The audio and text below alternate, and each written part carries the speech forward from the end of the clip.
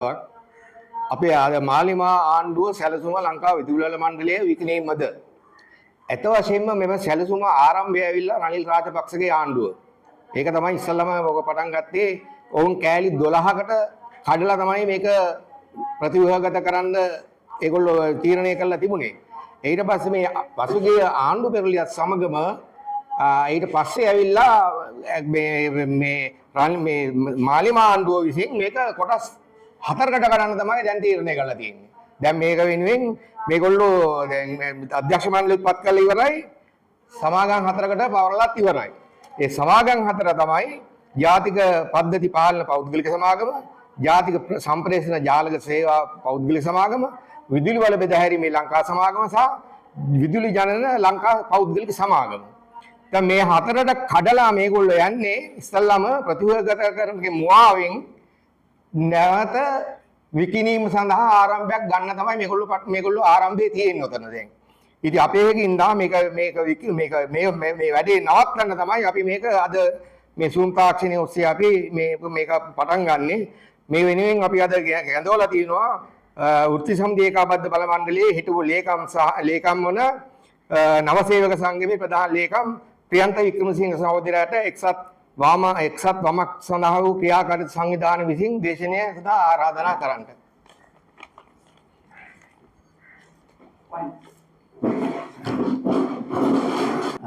ස්තුතියි නෙවිල් සහෝදරය. මම හිතන්නේ අපි ලංකා විදුලි බල මණ්ඩලයේ වෘත්ති සමිතිය හැටියට පහුගිය වසර ගණනාවක් තිස්සේ අපි මේ සම්බන්ධව උද්ඝෝෂණ හා දැනුවත් කිරීම කරා.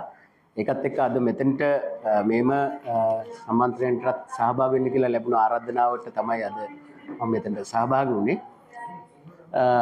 මම මුලින්ම කියන්න ඕනේ මම ප්‍රියන්ත වික්‍රමසිංහ ලංවීම නවසේවක සංගමේ ප්‍රධාන ලේකම්. දැන් මෙහිමයි දැන් විදුලි බල මණ්ඩලය කියන එක ගත්තොත් එහෙම මේක මේ අදක ඊයක නෙමෙයි මේක මේ පුද්ගලීකරණ කරන්න උත්සාහ කරේ. මොකද දැන් මේක ගත්තොත් මුල් වටේ මේක එන්නේ අපේ ලිකෝ කියලා සමාගම. ලිකෝ සමාගම කියන්නේ ඒක පුද්ගලික සමාගමක් වුවට ඒක විදුලි බල මණ්ඩලයේ 55ක් විදුලි බල මණ්ඩලයේ කොටස් තියෙනවා. ඒ වගේම නාගරික සංවර්ධන අධිකාරිය හා ඒ වගේම අනිකුත් ප්‍රමාණය තියෙන්නේ මේ ට්‍රෙසරියට තමයි අයිති මහා භාණ්ඩාගාරයට. ඒ අනුගතම් 100%ක් රජයේ සතු මේ ආයතනයක්. එතකොට ඒක චන්ද්‍රිකාගේ මැතිණියගේ ආණ්ඩුව කාලේ 1996 දී මේකේ 64% කොටස් නෝර්වේජියානු සමාගමට විකුණන්න උත්සාහ කළා. ඒක කෙලින්ම අපිට කියනවා ඒක ඩිරෙක්ට් පෞද්ගලීකරණයක් තමයි කරන්න තියෙන්නේ. කෙලින්ම විකුණලා දාන්න හැදුවා. ඒතකොට ඒ වෙලාවේ අපි විශේෂයෙන් මම ඒකේ සුරකීම් සංවිධානයේ සමලේකම්වරයා හැටියට කටයුතු කරේ. එතෙන්දී අපිට සිද්ධ වුණා දින 3ක වැඩ වර්ජනයක් කරලා ඒ නෝර්වේජියානු සමාගම විකුණන්න හිටපු ඒ අය රටින් පිටවහල් වුණා. ඒ අයට ඒක මිලදී ගන්න බැරුණා. අපි ඒක නවත්තලා දැම්මා. ඒක හේතුව තමයි මොකද මේ විදුලි බල මණ්ඩලය ගැන අපි කෙටියෙන් කියන්න ඕනේ. මොකද මේ අපි ජාතික සම්පත් කිව්වට හැම එකම අපි රාජ්‍ය අංශයේ තියෙන්න ඕනද පෞද්ගලික අංශයේ තියෙන්න ඕනද කියන සාකච්ඡාව ගත්තාම මම දකිනවා විදුලි බල මණ්ඩලය වගේ ආයතනයක් ගත්තාම මේක මර්මස්ථානයක්. ඒක හේතුව තමයි දැන් අපි ගත්තොත් අපි ජනතාවගේ අපි ගමු එදිනෙදා කාර්යවලදී අපි නිකන් සාමාන්‍යයෙන් පාරේ ගමන් කරනවා නම් වාහනයක පොදු ප්‍රවාහනයක ගියත් ඒකේ ටයර් එකක් ගියොත් එහෙම නැත්නම් පංච් වුණොත් එහෙම අපිට ඉලෙක්ට්‍රිසිටි තියෙනවා. එහෙම නැත්නම් අපිට ඒක ගොඩ ගන්න පුළුවන් කමක් නැහැ. එතකොට අපි ඒ වගේම අපිට නිකන් පපුව අමාරුවක් නිකන් සාමාන්‍ය පපුවේ රෙදීමක් ආවත් අපි ගිහලා එක්ස්රේ එකක් ගන්න. එහෙම නැත්නම් ECG එකක් ගන්න ගියාම ඉලෙක්ට්‍රිසිටි තියෙනවා. අපි නිකන් අවම වශයෙන් බැලුවොත් මිනිස්සෙක් මැරුණොත් ඒ මැරුණාට පස්සේ එයාගේ මේ මිනිය මෝචරයට ගෙන හිටාම ලයිට් තියෙන්න ඕනේ නැහැ. නමුත් අනිවාර්යයෙන්ම එයාට AC නැත්තම් මිනිය කුණු වෙනවා. එතකොට මේක මේ මම අවම ලෙස කිව්වේ මේකේ පරාසය ජනතාව මත අනන්‍ය වෙච්ච ආයතනයක්. මේක සියලු කර්මාන්තශාලාද සියලු සේවා සැපයුම් සංනිවේදන කටයුතු ප්‍රවාහනය අධ්‍යාපනය සෞඛ්‍යම හැම දෙයකම මේ විදිහට ලින්ක් වෙලා තියෙනවා. නිසා මේක ගන්න තීරණය ඊටාම අතිශය මේ මුළු ආර්ථිකයටම සමස්ත ක්‍රියාවලියටම බලපානවා. එතකොට අපි ඒ නිසා තමයි මේ විදුලි බල මණ්ඩලයේ රාජ්‍ය සේවාවක් හැටියට මේක තියෙන්න ඕනේ කියන කාරණාව අපි දිගටම අවධාරණය කළේ. එතකොට ඊළඟට අපි දැක්ක මේ ඊළඟ වටේ දැන් ආවේ නැහැ මේ පුද්ගලීකරණ සාකච්ඡා ඉවරලා. ඊළඟට ආවේ මේක 2004 2002 වගේ කාල සීමාවේ ආවේ මේක මේ ප්‍රතිහත කරන කියන නමින් තමයි ආවේ. ඒ කෙලින්ම පුද්ගලීකරණ කියන වචනේ පාවිච්චි කරන මේ දැන් කියන කතාවම තමයි. ඒක මම මේ නිදසුනක් හැටියට කියන්න මේ මම මේ 2005 මේ පොත ලිව්වේ. ඒකේ තියෙනවා මේ මනෝතිත්වයල තමයි එතකොට මේ පර්ක් එකේ සභාපති හිටියේ චන්ද්‍රිකා මෙතනගේ කාලේ. එයා කියනවා මෙහෙම හැදුවේ the following were brought within the remit of SEMA in terms of presidential directive with the express intention of the not privatizing these enterprises. අර පුද්ගලීකරණය කරන්නේ නැහැ කියලා තමයි තියෙන්නේ. Bank of Ceylon, People's Bank, National Savings Bank, State Mortgage Bank, Investment Bank, Banking Cluster. මේ විදිහට දැන් Electricity Board එක ඒ වගේම Ceylon Petroleum Corporation Energy Cluster. මේ විදිහට මේ clusters ඇටියට පරිච්ඡේද ඇටියට තමයි මේවා සකස් කරන්නේ. සකස් කරලා මේකේ පැහැදිලිවම අදහස තියෙනවා. The expectation and outcomes that the government requires from SEMA would be to ensure higher return on investment, improved returns to all stakeholders. ඒ කියන්නේ මේ කොටස් හිමියන්ට අනිවාර්යයෙන් උපරිම ලාභය ගැනීම පුළුවන් විදිහට තමයි මේක හදන්නේ. ඒක තමයි මේ කතාව. එතකොට මේ කියන්නේ අර පුද්ගලීකරණය කියලා ඩිරෙක්ට් කියන්නේ නැහැ. නමුත් කොටස් වෙළඳපොළට දාගන්න පුළුවන් විදිහට ඉස්සෙල්ලා සමාගම හදනවා. සමාගම හදලා ඉස්සෙල්ලා කිව්වේ පරිශද කියලා හදලා කොටස් වෙළඳපොළේ ලියාපදිංචි කරලා ඊට පස්සේ ක්‍රමානුකූලව මේ පුද්ගලීකරණය වෙන එක තමයි මේ සකස් කරලා තියෙන්නේ. එතකොට මේ අද අලුතෙන් මේ ආණ්ඩුව කියන එක අලුත් කතාවක් නෙවෙයි. ඒකත් එක්ක ගත්තොත් එහෙම දැන් මේ විදුලි බල මණ්ඩලය සම්බන්ධව අපි දැක්කොත් පසුගිය ආණ්ඩුව කාලේ රනිල් වික්‍රමසිංහ කාංචන ඇමතිවරයා කාලේ 2024 අංක 36 දරන පනත ආවා. එතකොට අංක 36 දරන පනතෙන් ඒගොල්ලෝ කරන්න උත්සාහ කරේ මේ ක්‍රියාවලිය ආරම්භ කරන්න. එතකොට ඒකෙදි මේ පනත හැටියට කිව්වේ සමාගම් 12ක් අපි හදනවා. ඒ සමාගම් 12න් 3ක් අපි රාජ්‍ය සමාගම් හැටියටම තියෙනවා. ඉතුරු ඒවා 54% කොටස් තියාගෙන ඉතිරි ඒවා අපි පෞද්ගලිකරණය කරනවා කියලා පැහැදිලිව තිබුණා. දැන් එතකොට ඒකට විරුද්ධව තමයි අපි වෘත්ති සමිතිය හැටියට මැදිහත් වෙලා මේක ජනතාවත් දැනුවත් කරමින් මේ රටේ ජනතාවට මේක කොයිතරම් දුරට මේක වැදගත් ආයතනයකට මේක සේවාව තත්ත්වයන් තියාගන්න ඕනද කියන එක උඩ අපි මේක සම්පූර්ණයකට විරුද්ධව උද්ඝෝෂණය කරලා ඒ මැදිහත් වීම කරේ. ඒතර ඒක උඩ සිද්ධ වෙච්ච දේ තමයි ආණ්ඩුවට විරුද්ධව මේ දැන් මේ ආණ්ඩුවේ ඉන්න වෘත්ති සමිති නායකයෝ ඒ වගේම මේ ඇමතිවරු පවා මේ පනත විරුද්ධව නඩු දැම්මා. ඒතර එයා විසින් පොරොන්දුවක් දුන්නා ජනතාවටත් විදුලි බල මණ්ඩලයේ සේවකයන්ටත් පොරොන්දුවක් දුන්නේ අපි අහම මේක වෙනස් කරනවා. අපි මේ සම්පූර්ණ මේ පනත අකුලනවා. මේ විශේෂම ජනාධිපති වෙන්නේ ඉස්සෙල්ලා පැහැදිලිවම කිව්ව දේ තමයි මේක කොටස් කරන්න අවශ්‍යත් නැහැ. සමාගම් කරන්න අවශ්‍යත් නැහැ. මේ ආයතන හැටියට තියලා මේක ලාභදායී ආයතනයක් හා සේවාත්මක ආයතනයකට පවත්වාගෙන යන්න පුළුවන් කියන එක. ඒතොර ඒ විශ්වාසයේ උඩ බහුතරයක් ජනතාවගේ ඡන්දයත් ඒ වගේ විදුලි බල මණ්ඩල සේවකයන්ගේ ඡන්දයත් ලැබුණා. නමුත් මේ මැන්ඩේට් එක පාවිච්චි කරලා ආපු ආණ්ඩුව පැහැදිලිවම සිද්ධ කරමින් යන්නේ ඒ වැඩ පිළිවෙල ඉදිරියට ගෙනියන්න. දැන් ඒගොල්ලෝ කියනවා මේ නෑ අපි සංශෝධන කරනවා. ඒ සංශෝධනයකේ ගත්තාම සංශෝධනයකේ පැහැදිලිවම තියෙනවා. ඇත්තටම ඒගොල්ලෝ මේ ජල විදුලිය පවා පුද්ගලීකරණය කරන්න තමයි ලෑස්ති. එතකොට අපි ගිහිල්ලා මේ වගේ මේ නඩු දාලා අපි සංගමයේ හැටියට අපි නඩුවක් දැම්මා. ඒ වගේම මම කියන්නේ පාර්ශ්ව 7ක් නඩු දැම්මා.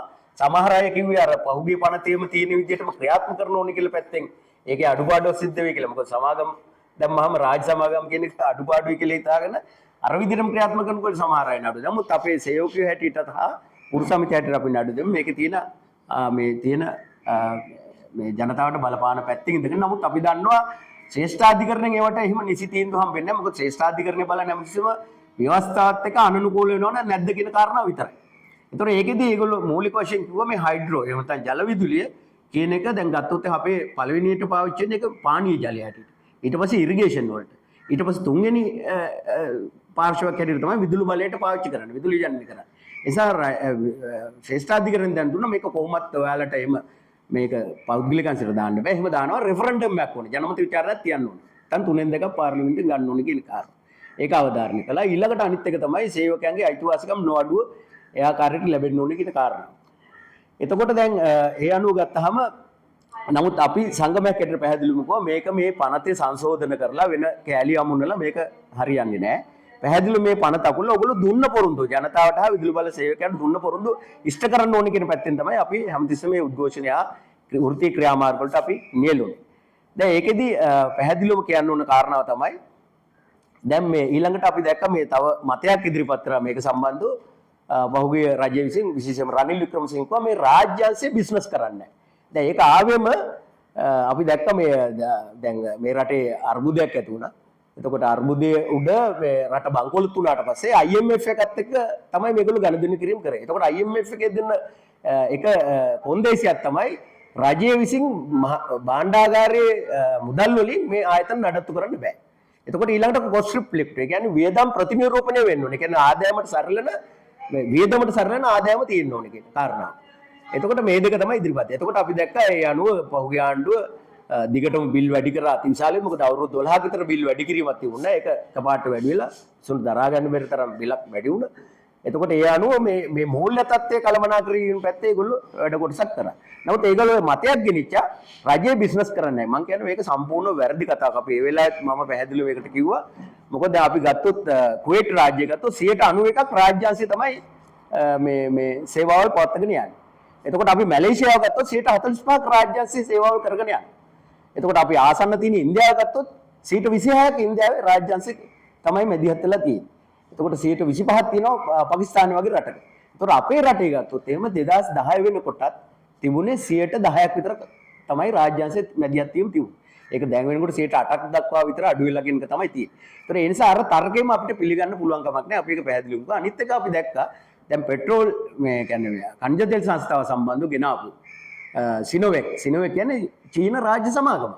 ඒතර IOC කියන්නේ ඉන්දියන් ඔයිල් කම්පැනි. එහෙම නැත්නම් ඒකත් ඉන්දියානු රාජ්‍ය සමාගම. එතකොට පිටරටවල තියෙන රාජ්‍ය සමාගම් වලට ඇවිල්ලා මෙහෙ වැඩ කරන්න පුළුවන්. අපේ රටේ රාජ්‍යාංශයට මේ සේවල් කරන්න බෑ කියන එකම අනිත් පැත්තෙන් ඒගොල්ලෝ මේ කියන්නේ ක්‍රියාවලිය තුලත් ඔප්පු කරලා තියෙනවා. බොරුවක් කියන එක. නිසා මේ වගේ විවිධ මිත්‍යා මත නැත්නම් වැරදි සාගත දේවල් තමයි මේ විදුලි බල මණ්ඩලය ඇවර කිරීම සම්බන්ධව කාලයක් තිස්සේ උත්සාහ කරේ. එතකොට අපි දැක්කා ඒකත් එක්කම විදුලි බල මණ්ඩලයට විශාල දෝෂාරෝපණයක් කරනවා මේ. ඒ කියන්නේ ජනතාව කුපිත කිරීම සම්බන්ධව විශාල දෝෂාරෝපණයක් කරනවා මේක මේ දූෂණයේ තියෙන මේක මෙහෙම මේ වගේ අක්‍රමිතා තියෙන ආයතනයක් කියන එක.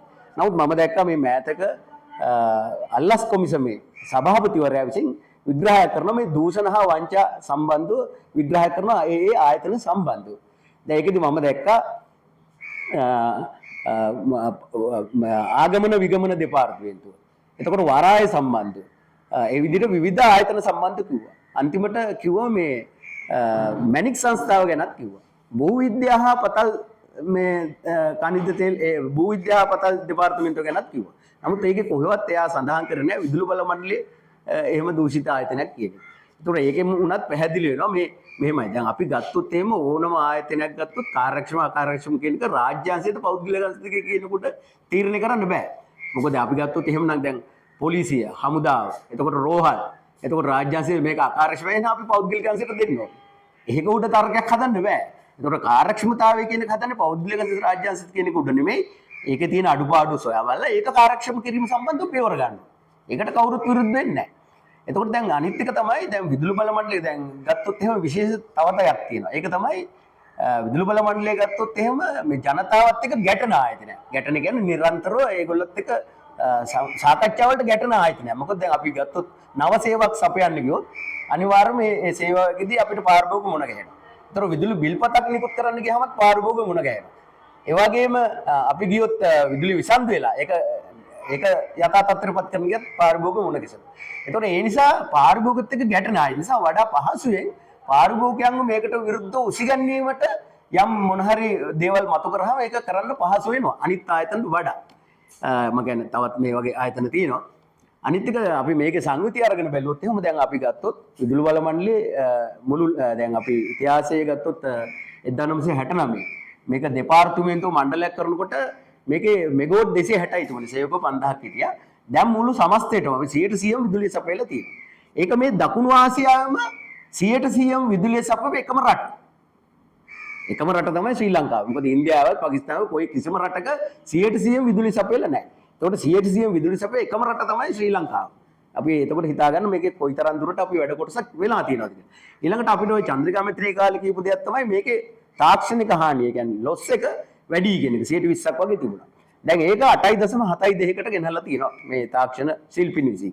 ඒ කියන්නේ මේ ජාත්‍යන්තර ප්‍රමිතිය තමයි 7යි කියන එක. ආසියාවෙත් ඒ තත්ත්වේ නැහැ. එතකොට මොකද බිඳ වැටුම් තත්ත්වය ගත්තොත් මම කියන්නේ ඉන්දියාව පාකිස්තානයේ මීට වඩා හුඟක් වැඩි. නිසා අපි හොඳ මට්ටමක ඒ තැනත් ඉන්නේ.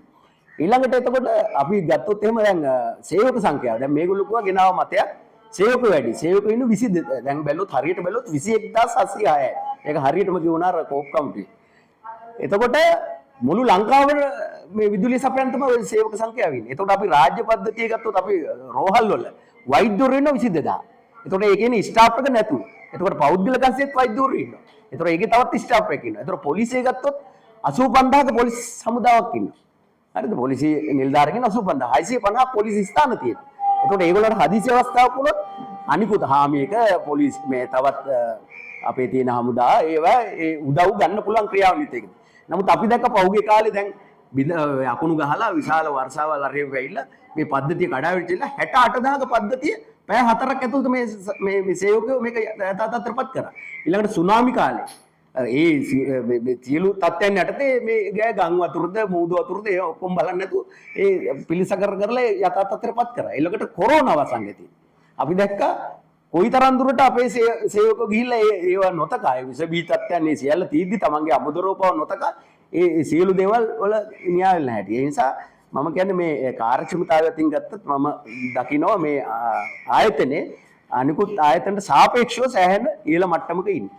ඒ නිසා මේ ගේන එක තරකකත් අපිට පිළිගන්න පුළුවන් කම නැහැ. මේ පැහැදිලිවම කරන්නේ වෙන කිසි දෙයක් නෙමෙයි. මේ හැමෝම කරන්නේ මේක විකුණලා සල්ලි ගන්න එක. මොකද අපිට පේනවා දැන් 2028 වෙනකොට මේගොල්ලන්ට නායකයෙක් වන්න වෙනවා. ඒතකොට ඒ නිසා ඒගොල්ලන්ට දුන් පොරොන්දු ජනතාවට දුන් පොරොන්දු ඉෂ්ට කරනට වඩා ඒගොල්ලන්ට සිද්ධ වෙනවා දැන් මේ IMF එකේ පොරොන්දු ඉෂ්ට කරන්න. ඒ නිසා ඒගොල්ලෝ මේ ණය ගැනීම සඳහා මේ මුදල් විකුණලා ගැනීම සඳහා තමයි මේ කොටස් එල්ලපට දාන්නේ. මොකද්ද මේ කරන්නේ 2007 සමාගම් පනත යටතේ තමයි ලියාපදිංචි කරන්නේ. ඒතකොට සමාගම් පනත යටතේ පොදු හා අවුල් ව්‍යාපාර දක්වා මේක යනවා කියන එක බොහොම පැහැදිලිව තියෙනවා. ඊට අමතරව මේගොල්ලෝ කරගෙන යන දේ තමයි දැන් ඒක උඩ මේ සමාගම් පන්ති ලියාපදිංචි කළාට පස්සේ මේක කොටස් විකුණනවා. එතකොට මේවා ගන්න අද මේ ට්‍රිලියන 10කට වැඩි වත්කමක් තියෙන ආයතනය මේ ආයතනය. මේක වත්කමවත් තාම හරියට ගණන් බලලා නැහැ. මේක තියෙන ඇසට්ස් කොහොමද කියන එක. එතකොට ඒක මේ ගන්න පුළුවන් වෙන්නේ බහුජාතික සමාගම් වලට. එතකොට මේ විදේශිකයන්ට මේක බහුජාතික සමාගම් වල රටේ තියෙන ජාතික ආරක්ෂාවට මොකක්ද වෙන්නේ? එතකොට මේ රටේ ජනතාවට දැන් ওই කියන විදිහට දැන් ඒගොල්ලෝ මේ ගෙනාවු තර්ක බැලුවොත් එහෙම මේ කොහොමවත් මිලාඩු කරනවා කියලා නැහැ. ඒක බොහොම පැහැදිලිව කියලා තියෙනවා. දැන් අපි ගත්තොත් මේක සම්බන්ධව මේ වැඩ මේ තියෙන මේ ඔය ආයතන පිටින් මේ පැහැදිලිවම තියෙනවා පෞද්ගලික අංශය කියන එක මේ බොහොම පැහැදිලිව මේක තියෙනවා. හරිද? මේක නැහැ කියන්න බෑ. ඊළඟට මේ අනිත් එක තමයි ඒගොල්ලෝ විසින් මේ මතු කරපු තර්කය දැන් ගන්න පුළුවන් මේ ඒගොල්ලෝ මේ තියෙන මේ පුබුදු නිරෝෂන් මහත්මයා තමයි මේ අධ්‍යක්ෂක ජෙනරාල් හැටියට මේ ව්‍යාපෘතියේ වැඩ කරන්නේ. එයාගේ මේකේ කොහෙවත් නැහැ මිලාඩු කරනවා කියලා. මේක පැහැදිලිවම කියන්නේ ලංවැය ප්‍රතිකරණයේ මූලික අරමුණු වනුයේ කාර්යක්ෂමතාවය විනිවිද භාගය තරංකාරීත්වය වැඩි කිරීම. එච්චරයි. ඒ කරුණු තුනක් ඒ කියන්නේ කම්පිටිෂන් එක efficiency accountability කියන වචන තුන තමයි පාවිච්චි කරලා තියෙන්නේ. හරිද? ඒක අපි අහන්නේ ජනතාවගේ පැත්තෙන් සතපහක මිලාඩු කරන්න නෙමෙයි මේ කතාව කියන්නේ. එතකොට මොකද්ද මේ තරංකාරීත්වය කියලා ගමුකෝ. දැන් අපි ගත්තොත් අපි දුරකථන වල නම් අපිට තියෙනවා දැන් ඒකේ වයර්ලස් තියෙනවා. ඒකේ වයර්ලස් නිසා අඩු ගානේ තරගයක් ඇති කරන්න පුළුවන් කියලා කියනවා. නමුත් අපිට පේනවා අද එහෙම ගත්තත් ඒව අතරත් ඒකාධිකාරයක් ගොඩ නැගිලා තියෙනවා. නමුත් දැන් විදුලිය කියන එකේ ඒක මේ එක්තරා විදිහකට මේකේ ඒකාධිකාරයක් තියෙනවා. මොකද මේ සම්ප්‍රේෂණ ක්‍රියාවලිය රහන් මාර්ගයේ හරහා මිසක් විදුලිය සපයා ගන්න බෑ. ඒ කියන්නේ දැන් කම්පැනි කීපයක් බී කරා කියලා මට කුස්සියට 1 මීටරයකුයි මේ මැදසාලට 1 මීටරයකුයි ගන්න බෑ. මම ගේ ළඟ තියෙන මීටරෙන් තමයි මම ගන්න ඕනේ. එතකොට අපි කොහොම ඈත එකක් හොඳයි ගාන අඩු වෙලා කියලා. එතකොට ඒ නිසා අපිට මෙතන ඉන්න පාරබෝකට වට්ටමක් දෙන්නෙත් නෑ. අර ඒක අඩු වට ගන්න වෙලා තියෙන මෙතන කියලා වට්ටමක් දෙන්නෙත් නෑ. අපිට වෙළඳ පොලේ ගත්තාම අත පැහැදිලි. දැන් පෙට්‍රෝලියම් ඔය විදිහට තරංකාරීත්වයක් හදනවා කියලා කරානේ. දැන් පෙට්‍රෝලියම් මිලාඩු වෙලා තියෙනවා. ඒක අධිකාරියක් තමයි තියෙන්නේ. එතකොට අපි ගෑස් ගත්තොත් සමාගම් දෙකක් තියෙනවා. ලාෆ් ගෑස් තියෙනවා, සෙල් ගෑස් තියෙනවා. දෙක මිලාඩු වෙලා. දෙකම එකතු වෙලා තමයි මිලාඩු දෙන්නේ.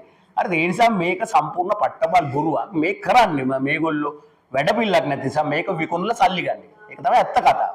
ඒකට මේ මොන කතන්දර කිව්වත් කිසිම වැඩක් නැහැ. එතකොට ඒකත් එක්ක දැන් බැලුවොත් එහෙම ඊළඟට ඒගොල්ලෝ ඔය තරංකාරීත්වය කියන්නේ දැන් මේගොල්ලෝ කියනවා තව තර්කයක්. දැන් මම දැක්ක ජනාධිපතිවරයා කියනවා මේක ලොකු වැඩි ආයතනෙ. හරිද? මේ රට ඇටින් ලොකු වැඩි.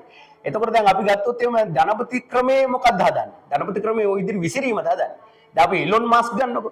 ඉලොන් මස්ක් මොකද්ද කරන්නේ? ඉලොන් මස්ක් අද දැන් ස්ටාර්ලින්ක් ගෙනල්ලා තියෙනවා. එතකොට මු තරංකාරීත්වයක් හදන එක නෙමෙයි. මේ මුළු ඔක්කොම ඒකාබද්ධ කරලා හදාගන්න එක තමයි හදන්නේ. දැන් අපි මෙයා ගත්තොත් කවුද මේ මාක් සබර්ග් ගත්තත් එහෙමනේ. දැන් එතකොට අපිට පේනවා WhatsApp මේ ඔක්කොම ඒකාබද්ධ කරලා හදන්නේ. ඒ සියලු සමාගම් මිලදී ගන්න. අල්ලා යා මෙටා කියලා හදන එක. මෙටා කියලා එක. ඒක යටතේ තමයි අර ඔක්කොම ජාල හදෙන්නේ. එතකොට ඒ නිසා ඒකාධිකාර කියන මල්ටිනේෂනල් කියන කම්පැනි එකත් එහාට ගිය ෆන්ක්ෂන් එකකට තමයි අද ලෝකේ ධනපති ලෝකේ හැඩගැහෙන්නේ. එහෙම තියෙද්දි මේ වගේ මේ පුංචි රටකට අපි මේ වගේ බොරු තර්කයක් ගෙනල්ලා මේ ලොකු වැඩි විශාල වැඩි කියන එකේ කිසිම පදනමක් තියෙනවා කියලා මම හිතන්නේ. අනිත් එක තමයි මේ යෝජිත සමාගම් 6ක් කියන්නේ මේ සමාගම් 6ට අධ්‍යක්ෂක මණ්ඩල 6ක් දානවා. ඒතකොට මේ අධ්‍යක්ෂක මණ්ඩල 6 වියදම කොච්චරද?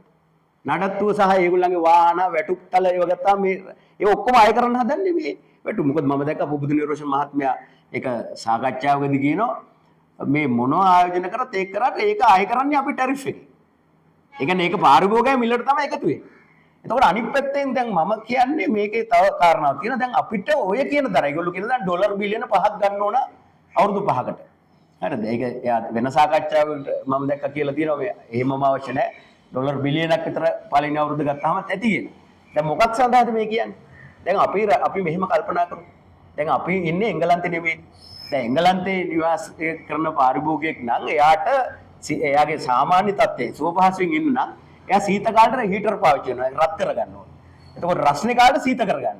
දැන් අපේ රටේ එහෙම තත්ත්වයක් නැහැ නේ. අපි හම්බන්තොට ගියත් නෝරෙලිය ගියත් අපේ ජීවන පැවැත්ම එහෙම ප්‍රශ්නයක් නැහැ. අනිත් එක දැන් ආකිටෙක්චර් එනකොට ගෘහ නිර්මාණ ශිල්පයකට විශ්වවිද්‍යාලය යනකොට උපදෙස් දෙන්නේ පුළුවන් තරම් හිරු එළියේ වාතාශ්‍රය ලැබෙන පරිදි ගෘහ නිර්මාණ කරන්න කියලා. නමුත් ඒක වෙන්නේ නැත්තේ අය විසින් ඇවිල්ලා වෙළඳ පොළට ගැලපෙන විදියට පුළුවන් තරම් ෂටර්ස් දාලා එකක් හදනවා. එතකොට ඒකේ 100ට ගන්න තමයි ගන්න පුළුවන්. නමුත් එතකොට මේ බලශක්තිය කියන එක ශේෂ්ත්‍රයකටත් වඩා පළල් අර්ථයකින් මේක බලන්න ඕනේ මාතෘකාවක් හැටියට තමයි තියෙන්නේ. මොකද එක ශේෂ්ත්‍රයකින්ම මේක විසඳන්න බෑ.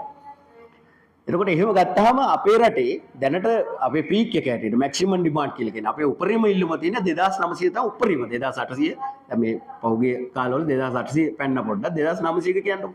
එතකොට අපේ විදුලි බල මණ්ඩලය සතුව ජනක ශක්තිය කියන්නේ ඉන්ස්ටෝල් කැපැසිටි කියලා කියන්නේ අපි හැකියාව තියෙනවා 4080 මෙගාවොට් 4080. ඒතර පෞද්ගලික තව එකතු වෙච්ච බලාගාර LTL ඒ වගේ තියෙනවා. ඒවත් එක ගත්තාම අපේ ඔක්කොම 7000කට කිට්ටුව තියෙනවා. ඒතර අපේ උපරිම අවශ්‍යතාවය තියෙන දැනට මෙගාවොට් 2800යි. ඉතින් ඒක අපිට දැනට බැලන්ස් කරගන්න බැරි ප්‍රශ්නයක් නැහැ. එතකොට ඊළඟට අපිට දැන් එංගලන්තයේ වගේ නම් අපි දන්නවා මිලියන 20 විතර ජනතාව ඉන්නවා. එතකොට ඒ අනුව මෙගාවොට් බිලියන 5000ක් විතර. එතකොට ඒ අනුව මෙගාවොට් 50000ක් විතර ඕන. නමුත් අපේ රටේ එතකොට මිලියන 22ක් ඉන්නවා කියලා අපිට මෙගාවොට් 20000ක් ඕනයි. එහෙම අවශ්‍යතාවයක් නැහැ. ඒතර එහෙම කරන්නත් ණය වෙලා එහෙම කරන්න මේ මොනවාද මේ මහා පරිමාණ පරමාණු හදලා කරන්න පුළුවන් තත්ත්වයක් රටක නෙමෙයි අපි ඉන්නේ. අපි දුප්පත් රටක්. ඒක ඒ නිසා එහෙම අවශ්‍යතාවයක් නැහැ. අපි අර වොමනාවෙන් වලත් අපේ යම් දේවල් අපි ඒ කට් ඩවුන් කරගන්න. කියන්නේ මේ අනවශ්‍ය වියදම් නැති කරගන්නත් අපි සැලැස්මක් තියෙන්න ඕනේ. දැන් ඒක සමහරවිට විදුලි බල මණ්ඩලය කියනවා ඕගොල්ලෝ ලයිට් කපන එක මේ අඩු කරන්න කියලා. එහෙම නෙමෙයි. දැන් අපි සැලසුම් හැදින්න. දැන් උදාහරණයක් ගත්තොත් පාර්ලිමේන්තුව. ඒක නැත්නම් එතනම තියෙනවා අපේ රීජන් 3 කාර්යාලය ලොකු බිල්ඩිමක්. ඒ ඔක්කොම AC දාලා තියෙන්නේ. ඉතින් මේ එච්චර ජලපෝෂක ප්‍රදේශයක ඔහම AC දාගෙන ගොඩනගිලා ගන්න ඕනේ නැහැ නේ. උලන් පුළුවන් තරම් එන්නේ නැතුව නම් වායු සමීකරණය අවශ්‍ය වෙන්නේ නැහැ. මේ සාමාන්‍ය PC කම්පියුටර් එකටත් තියෙනවා මේ ඇතුලේ මේ ෆෑන් එකක් ඉන්ටර්නල් ෆෑන් එකක්. හරිද? ඉතින් ඒවා අපි භාවිතා කරන විදිහ අපේ රටට ගැලපෙන විදිහ අනුව තමයි අපි වැඩ කරන්නේ. එතකොට මේ ඊළඟට තව මේගොල්ලෝ බොරුවක් කිව්වා. ඒකත් මේ කියන්න ඕනේ. දකුණු ආසියාවේ වැඩිම විදුලි බිල තියෙන අපේ කියලා. මේක සම්පූර්ණ බොරුවක්. මම මේක සම්පූර්ණ හොයලා බැලුවා. දැන් ඒක ගත්තාම දකුණු ආසියාවේ වැඩිම විදුලි බිල තියෙනවා අපේ. මොකක්ද දන්නවද? ගෘහස්ත පරිභෝජනය. අපේ රටේ කර්මාන්තහාරය එහෙම නැත්නම් අනිකුත් ඒවා නෙමෙයි. ගෘහස්ත පරිභෝජනය තමයි අපේ විදුලි බිල වැඩි වෙලා තියෙන්නේ. ඒක හේතුවත් මම කියන්න. දැන් මේකේ පැහැදිලිවම තියෙනවා. මේ තියෙන්නේ දැන් අපි ගත්තොත් ඉන්දියාවේ හා පාකිස්තානයේ ගත්තොත් අපිට වැඩියෙන් තියෙන්නේ. ඒ කියන්නේ දැන් අපි ඉන්නවා ශ්‍රී ලංකාව ගත්තොත් එimhe අපි මේ ඩොලර් වලට මේක පරිවර්තනය කරලා තියෙන 27යි 75යි 32 අතර කියලා කියන්නේ. එතකොට පාකිස්තානයේ හා ඉන්දියාවේ ගත්තොත් 29යි 33යි. 32යි 77 අතර තමයි තියෙන්නේ. ඒ කියන්නේ අපිට වැඩි. එතකොට දැන් මේගොල්ලෝ මතයක් ගිනිනවා දකුණු ආසියාවේ වැඩිම ලයිට් බිල ඒ නිසා බලන්නකෝ මේ කර්මාන්තකාරයෝ ඉන්නේ කර්මාන්තවලට අපි ඊට වඩා අඩුවෙන් තියෙන අනිත් අය. ඒ නිසා ආයෝජනය කිරීමේ ප්‍රශ්නයක් නැහැ. මේ ආයෝජනය කරනත් එකක් දූෂණයෙන් හරි මේ කොමිස්සිල්ලන ප්‍රශ්න ඊළඟට මේ රටේ තියෙන අනාරක්ෂිතභාවය දේශපාලන වාතාවරණයේ උඩ තියෙන තත්ත්වයන් තමයි තියෙන්නේ. ඒ ඇරෙන්න මේකක් නෑ. හැබැයි ඒක පැහැදිලිවම කියලා තියෙන එකක්. ඒක තමයි මම කිව්වේ මේක තියෙනවා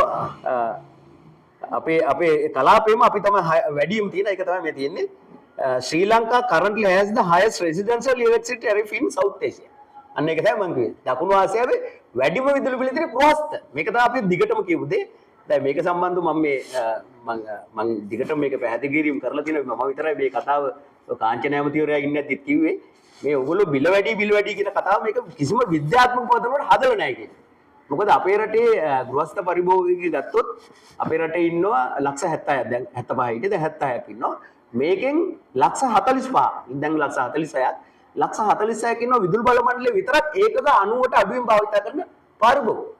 ඒකක 30ට අඩුවෙන් භාවිත කරන පරිභෝග ඉන්නවා ලක්ෂ 15මාර. මේ ලක්ෂ 70යි. හරිද? මේ හිතා ගන්න රටේ තත්ත්වය. එතකොට ඒකක 60ට අඩුවෙන් භාවිත කරන තව ලක්ෂ 15මාරක් ඉන්නවා. එතකොට 90ට අඩුවෙන් ගත්තාම ලක්ෂ 46ක් ඉන්නවා ගෘහස්ත පරිභෝග විතරක්. මම කියන්නේ මේ පොඩි සැලුන් එකක් තව මොනවා හරි පොඩි කඩයක් කරන අය නෙමෙයි. ඒ නැතුව වස්ත භාරගු විතරක් විදුලි බල මණ්ඩලයේ ඉන්නවා ලක්ෂ 46යි මේ 70යි.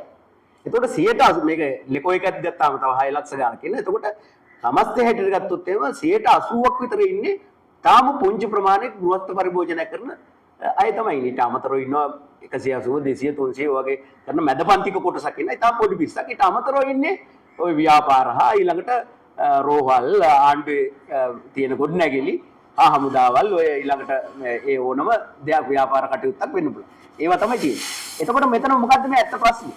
ඇත්ත ප්‍රශ්නේ තමයි මේගොල්ලෝ ගණන් බලන්නේ ජල විදුලියයි ගල් අඟුරු වියදමයි ඩීසල් මිලයි තුනම එකතු කරනවා. එකතු කරලා තුනේම මිල අර මිනිස්සුන්ට පටවනවා.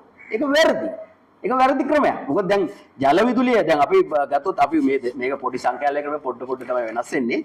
දැන් 2021 ගත්තොත් එහෙම ජල විදුලි බලාගාරයේ නිෂ්පාදනය ඔය සියලු දේ අතරේ අලෙවි කරලා තියෙනවා ගිගාවොට් 6574. හරි. එතකොට මේකෙන් මුළු මේ ඔය ලංකාවේ ඉන්න සියලුම දෙනාට ඒක 90ක් වෙනකන් දුන්නත් 5626 යන්නේ. ඒ කියන්නේ තව 948ක් ඉතුරුත් වෙනවා. හරිද? එතකොට මේ ඒක 90 වෙනකන් මේකට විතර දුන්නා ගිගාවොට් 2386 යන්නේ. වගේ තාම පොඩි ප්‍රමාණයක්. එතකොට ඒකෙන් පැහැදිලි මම කියන අර කියනවනේ නිෂ්පාදනය කරන එකේ හැමෝටම සාධාරණ අයිතියක් දෙන්න ඕනේ. ඒතර අපි ව්‍යාපාරෙන්ද පන්සලද නොතකා දුන්නා. ඔක්කොටම දීලා ඉතුරු වෙනවා. හරිද? දැන් මේගොල්ලෝ මොකද්ද මේ කරන්නේ? අර පොඩි මිනිහට 90ක් වෙනකන් අර ජල විදුලියෙන් පාවිච්චි කරන දැන් වැඩිම ගාන තියෙන 2.58ක් ඔය සමුල්ලක අනිත් ඒවා 0. ඒ කියන්නේ වේදම් කරපු සල්ලි ඇවිල්ලා ඉවරයි. ඒකට 0 වගේ එකෙන් එන ආදායම. ඒ ලාභේ විතරයි එන්නේ. එතකොට රුපියල් 2 ගානක් තමයි එන්නේ. එතකොට මේ මිනිහා මත මේ බිල පැටවේ කොහොමද? ඒතකොට මේ දැනුත් කරලා තියෙන්නේ අර ලොකු මිනිහාගේ බිල, ලොකු ව්‍යාපාරයකගේ බිල මේ අහිංසක මිනිස්සු මත පටවලා තියෙන්නේ. ඉතින් මේක තමයි වැරද්ද තියෙන්නේ. මේක තමයි හදන්න ඕනේ දේ. හරිද? ඒ ඇරෙන්න මේ දකුණු ආසියාවේ කොහොමවත් මේ විදුලි බිල මේ කර්මාන්ත වලට වැඩිලා කියන කතාව සම්පූර්ණ බොරුවක්. මේ ඔක්කොම මේ විකිණීම සඳහා කියන තර්ක තමයි මම දකින්නේ. ඊට අමතරව කියනවා නම් තව වැදගත් කරුණක් හැටියට අපි ගත්තොත් එහෙම දැන් මේකේ කියනවා මේ මොනවාද මේ ආණ්ඩුව මේ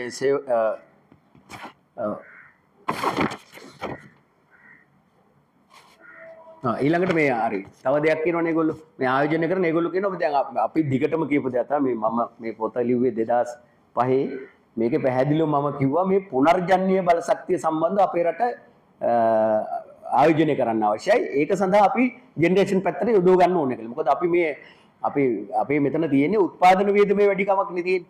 ඒතර උත්පාදන වියදම ගැන දැන් ගල් අඟුරු බලාගාර වලට තමයි ඒගොල්ලෝ ඉදිරියට දැන් තව අවුරුදු 15 ගල් අඟුරු බලාගේ ගලවන්න වෙනවා.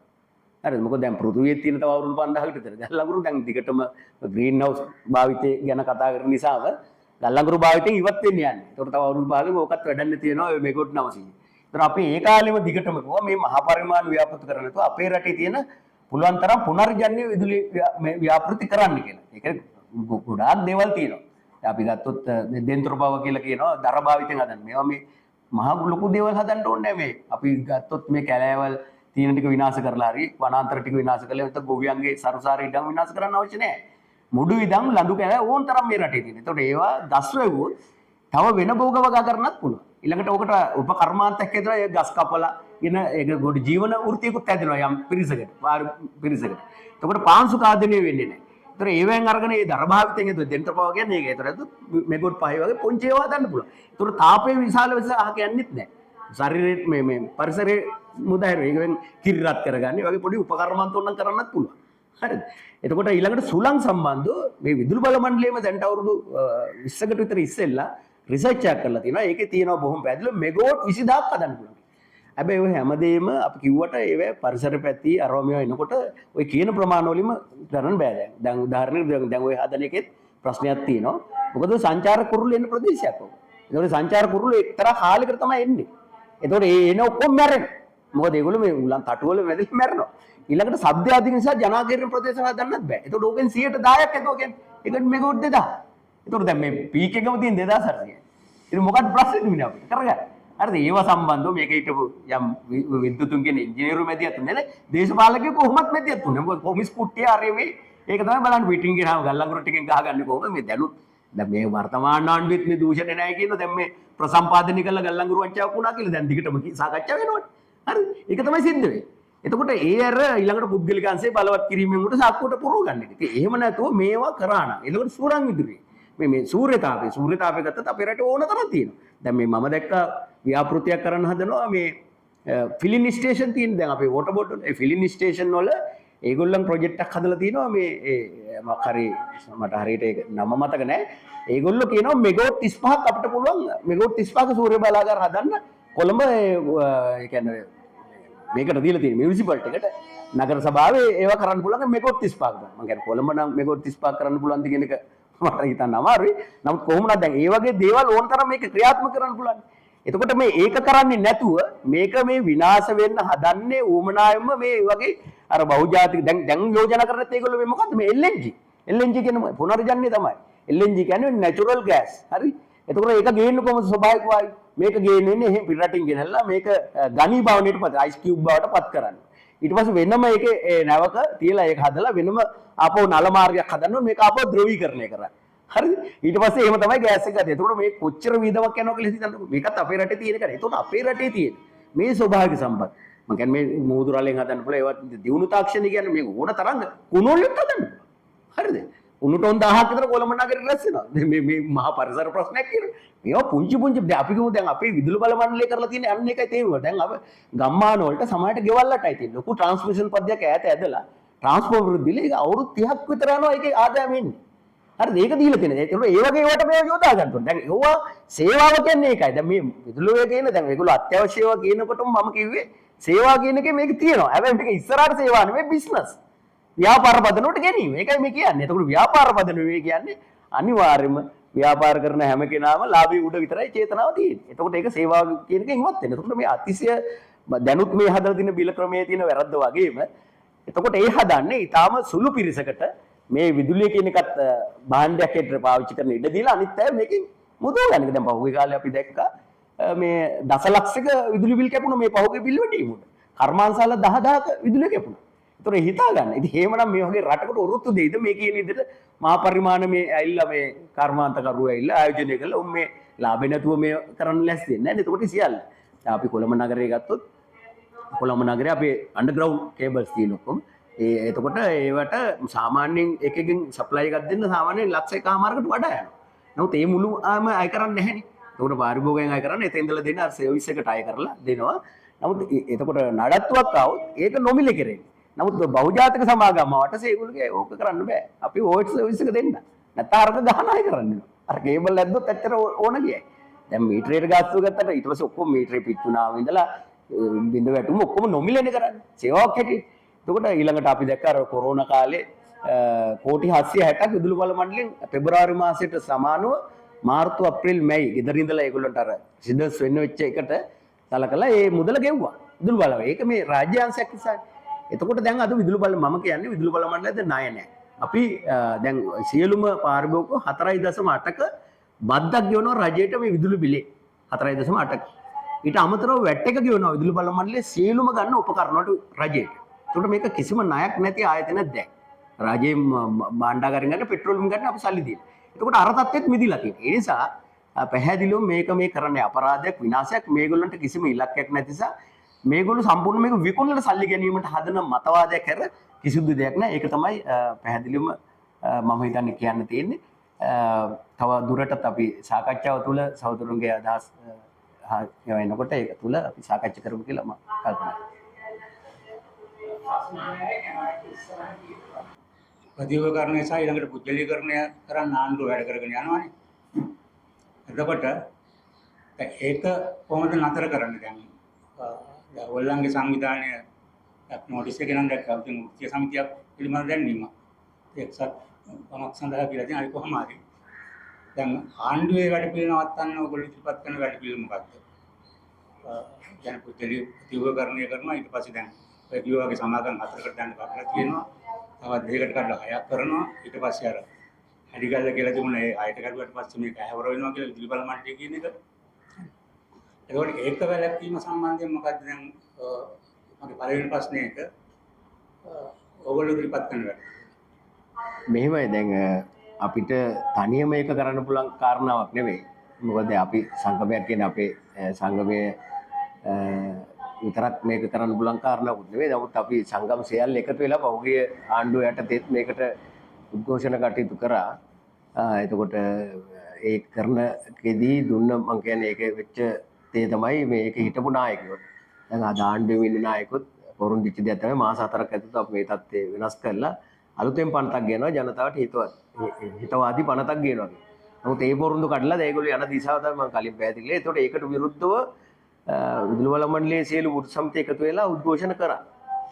අපි පිකටින් කරා. එතකොට සංකේත වැඩ වර්ජන මේ අකුරට වැඩ කිරීමේ ක්‍රියාමාර්ග කරා. ඒවා දැනුත් එහෙම කරමින් යනවා. නමුත් ඒගොල්ලන්ගේ ක්‍රියාවලිය ඒගොල්ලෝ මර්ධනය දාගෙන තර්ජනය හා මර්ධනය දාගෙන ඒ ක්‍රියාත්මක භාවය ඒගොල්ලෝ කරගෙන යනවා. ඒ නිසා මම හිතන්නේ මේක මේ තනියම විදුලි බල මණ්ඩලයේ සේවකයන්ට විතරක් මේකට මුහුණ දෙන්න පුළුවන් කියලා තත්යකට වඩා මේක රටේ ජනතාව හැටියටත් වෘත්ති සමිතිය හැටියටත් සියලු දෙනාම ඒකාබද්ධව මේකට හඬන ගන්න ඕනේ. මොකද විශේෂයෙන්ම මේක ජනතාවට දැන් මම නැතු අපේ සංගමයේ හැටියට ගත්තොත් අපි මේ ආර්ථික ඉල්ලීම් වගේක් සමුදුර දාලා තියෙනවා. ඒවා අසාධාරණ නැහැ. මොකද මේ ඕනම සේවකයෙක්ව සේවකයන් එළියට දානවා නම් එතකොට එහෙම නැත්නම් තමන් රජයේ පත්වීමක් අරන් ආවට ඒ පත්වීම වෙනස් වෙලා කොම්පැනි වලට දානවා නම් එතකොට ඒ සම්බන්ධ සුරක්ෂිතභාවයක් තියෙනවා. එතකොට ඒ සම්බන්ධව ඉල්ලීම් ගණනාවක් තියෙනවා. ඊට පරිබාහිරව ජනතාවගේ පැත්තේ මේක වෙන විනාශය වෙනුවෙන් තමයි අපි අපේ සංගමයට අපි පැහැදිලිවම පනතම හකුලන්න ඕනේ කියන කාරණාව උඩ ඉඳගෙන අපි පැහැදිලිවම මැදිහත් උනේ.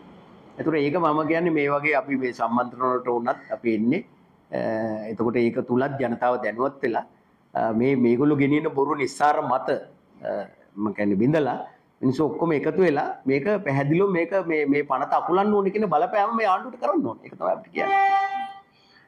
මොකද සංගමේ නම් ලංවීම නවසේවක සංගම. එතකොට දැන් අනිත් වෘත්තීය සමිති ප්‍රතිවකරණයට විරුද්ධ නැහැ. ප්‍රතිවකරණය කරන්න ඕන කියලා ඒගොල්ලෝ පිළිගන්නවා. ඒගොල්ලෝ කියන ප්‍රතිවකරණය ඇතුලේ සේවකින් අයිතීම් රකින්න ඕන කියන අදහසක් ඉදිරිපත් කරන්නේ. ඒ කියන්නේ මේ ලංකා විදුලි බල මණ්ඩලයේ ඒකාබද්ධ වෘත්තීය සමිති සංධානය විදියට ගත්තට පස්සේ ප්‍රතිවකරණයට විරුද්ධ නැහැ. දැන් ඒක කොහොමද වෙන්නේ දැන්? ඔව් මෙහෙමයි ඒකාබද්ධ වෘත්ති සමිති සංධානය කියලා එකක් නැහැ. ඒ කියන්නේ ඔක්කොම එකතු දැන් අපේ සංගමෙත් ඒකේ ඉන්නවා. එතකොට මේ ඔක්කොම සමිති එකතු වුණාම අර කියන එකක් හැදෙන්න මිසක ඒකාබද්ධ සංධානය කියලා එකක් අද නැහැ. නමුත් ප්‍රශ්නේ තියෙන්නේ මෙහෙමයි දැන් ප්‍රතිව්‍යුහකරණය කියන එකට දැන් ඕක ඇහුවොත් එහෙම ප්‍රතිව්‍යුහකට විරුද්ධද උනේ. ඒවොත් ඕක ප්‍රතිව්‍යුහකට විරුද්ධ නැහැ කියලා කියන්න පුළුවන්. නමුත් මේ රිෆෝම් කියන එක නෙමෙයි මේ වෙන්නේ. ඒකයි ප්‍රතිමා මේක පැහැදිලිවම මම කතාව අහන් හිටියා නම් මුලින් ඉඳලා මම පැහැදිලි කරා මේ ප්‍රතිව්‍යුහකරණ කියලා වචනයක් දාලා තියෙනවා. ඒ පුද්ගලිකට වෙන වචනයක්. හරියට ඕක දැන් නම් සරලයි. දැන් සාමාන්‍යයෙන් ගමේ වෙළඳ පොළට යනකොට මේ කවුරු හරි කෙහෙල් මල්ලක් කරන් යනකොට කොහෙද ඔක යන්නේ මම උතර තේරෙන විදිහ කියන මම මේක ප්‍රතිව්‍යුහකරණ කරන්න ගෙනියනවා කියලා. ඒ කියන්නේ විකුණන්න ගෙනියන එක තමයි. ඒක මට පැහැදිලි විකුණන්න යනවාද ඔක කියන්නේ රාජ්‍ය පුද්ගලික අවුල්කාරීත්වය කියන එකට ප්‍රතිව්‍යුහකරණය කරන්නේ. මොකද ඒක තමයි ඔයගොල්ලන්ගේ සංගමය නෑ මේක තමයි මං කිව්වේ. අපිට කරන්න පුළුවන් දේවල් සීමිතයිනේ තියෙන්නේ. දැන් අපිට කරන්න පුළුවන් වැඩ වර්ජන කරන එක විතරයි. නමුත් දැන් ඒකට මර්ධනය දාලා දැන් ඔයගොල්ලෝ දකින්න නැති මේකේ ආණ්ඩුවේ හිටපු වෘත්ති සමිති නායකයෝ කියලා හිටපු අයත් නගරාධිපතිලා වෙලා තර්ජනය දාලා මෙහෙමයි කියලා මිනිස්සුන්ට කතා කරලා ඒකට අත්‍යවශ්‍ය සේවා කරලා අනිත් පැත්තේ මර්ධනය කරලා බලමු කියලා ජනාධිපතිවරයා කියලා තියෙනවා. දැන් ඔකට ඕගොල්ලෝ ජනතාව හැටියට මොකද කරන්න කියන ප්‍රශ්නයක් තියෙනවා. ඕගොල්ලෝ නියඬව බලන් ඉඳලා අපෙන් ප්‍රශ්න කරද ඕගොල්ලෝ මොකද්ද කරන්න කියලා හරියලා හරියන්නේ නැහැ.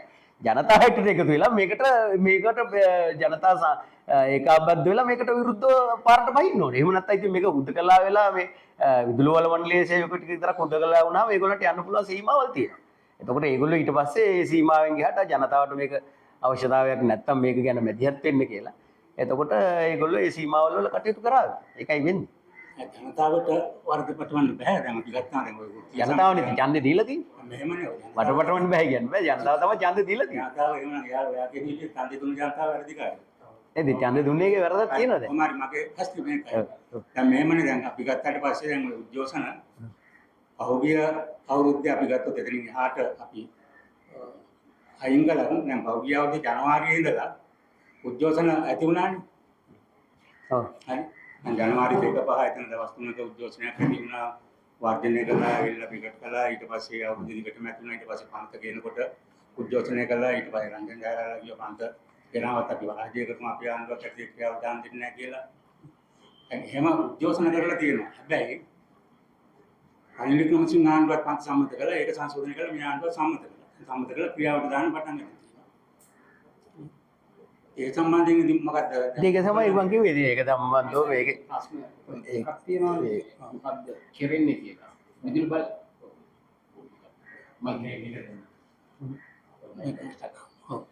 එකක් විදුලි බල සේවකයන්ට තනි කරන්න පුළුවන් දෙයක් නැහැ. කෙලින්ම දෙක අපේ අනිකුත් වෘත්තීය සමිති ශාස්ත්‍ර වලට වඩා විදුලි බල මණ්ඩලය තමයි ජාත්‍යන්තර කම්කරු පන්තියත් එක්කලා ඉන්නේ. ඒකට ඔයගොල්ලෝ දන්නේ නැති වුණාට ලංකා විදුලි බල මණ්ඩලයේ සමස්ත ආයෝජන ප්‍රමාණය සහෝදරයා කියපු ට්‍රිලියන් 10ට අමතරව නේපාලි විදුලි බලාගාර තියෙනවා. බංග්ලාදේශ විදුලි බලාගාර තියෙනවා. ඉන්දියාවේ විදුලි බලාගාර තියෙනවා. සිංගප්පූරුවේ විදුලි බලාගාර තියෙනවා. ඒතර මේ විදිහට රටවල් ගණනාවක විදුලි බලාගාර තියෙනවා. ඊට පස්සේ මේ රටවල් වල තියෙන විදුලි බලාගාර වලින් ආදායම ලැබෙන්නේ රුපියල් වලින් නෙමෙයිනේ. ඩොලර් වලින්. මේ ඩොලර් වලින් ලැබෙන ආදායම එක ඩොලර් එකක්වත් ඩොලර් 7ක්වත් ලංකාවට එන්නේ නැහැ. විදුලි බල මණ්ඩලයේ මුලින්ම ආදායම් ලැබුවේ නිෂ්පාදනය. මොකද්ද නිෂ්පාදනය? විදුලිය. දෙවෙනියට ඒගොල්ලෝ ආදායම් ලැබුවේ කර්මාන්ත තව රටවල් වල අපනයනය කරලා. තුන්වෙනියට ඒගොල්ලෝ ලාභ ප්‍රක්ෂේපණය කරේ හිස් කන්ටේනර් ගෙනල්ලා සමහරට කන්ටේනර් ඇතුළේ තියෙන පත්තර සමහරට මැෂින් එකේ හවුසින් එක විතරයි. ඊට පස්සේ ප්‍රොඩක්ෂන් එක තිබුණේ ට්‍රාන්ස්ෆෝමර්ස් එහෙම හදපු ලංකා ට්‍රාන්ස්ෆෝමර්ස්ලා ඒවල ආදායම ලැබෙන්න තිබුණේ රජයට. නමුත් ඒක හැමුන්නේ නැහැ. එතකොට විදුලි බල මණ්ඩලයේ සභාපති තමයි ලංකා ට්‍රාන්ස්ෆෝමර්ස් එකේ සභාපති. ඊට පස්සේ ලංකා ට්‍රාන්ස්ෆෝමර්ස් එක ලාභ ලබනවා. හැබැයි ලාභ දෙන්නේ නැහැ. රජයේ විගණකාධිපතිට ඇතුල් වෙන්න දෙන්නේ නැහැ. විගණනය කරන්නේ එක එක හේතු කී එක එක නඩු කී ඒගොල්ලෝ එන්නේ. ඒ නිසා තමයි ගිය බදාදා සේවකයෝ 100 ගාණක් එකට එකතු වෙලා ඒකට විරුද්ධව උද්ඝෝෂණය කරේ. සටන් පාඨයක් තිබුණා මේ දිල්ලි ලුකින් තමුත්තේගම ගොයින්. හරි? හොරා එපා. ඒ කිව්වේ එක හොරෙක්ට. තමුත්තේගම හොරෙක්ටම තමයි කිව්වේ. මොකද මිනිහා නඩුවක් දාලා නඩුවෙන් ලංකා ට්‍රාන්ස්ෆෝමර්ස් එකේ හිර වෙලා තියෙනකොට එයා නඩු ඉල්ලාස් කරගත්තා. සේවකයෝ සැක කරනවා මූල්‍ය මේ වංචාවක් කියලා. එතකොට එක හොරෙක්ට ගැහුවා නමුත් වෙන කෙනෙක්ට වැදුනා.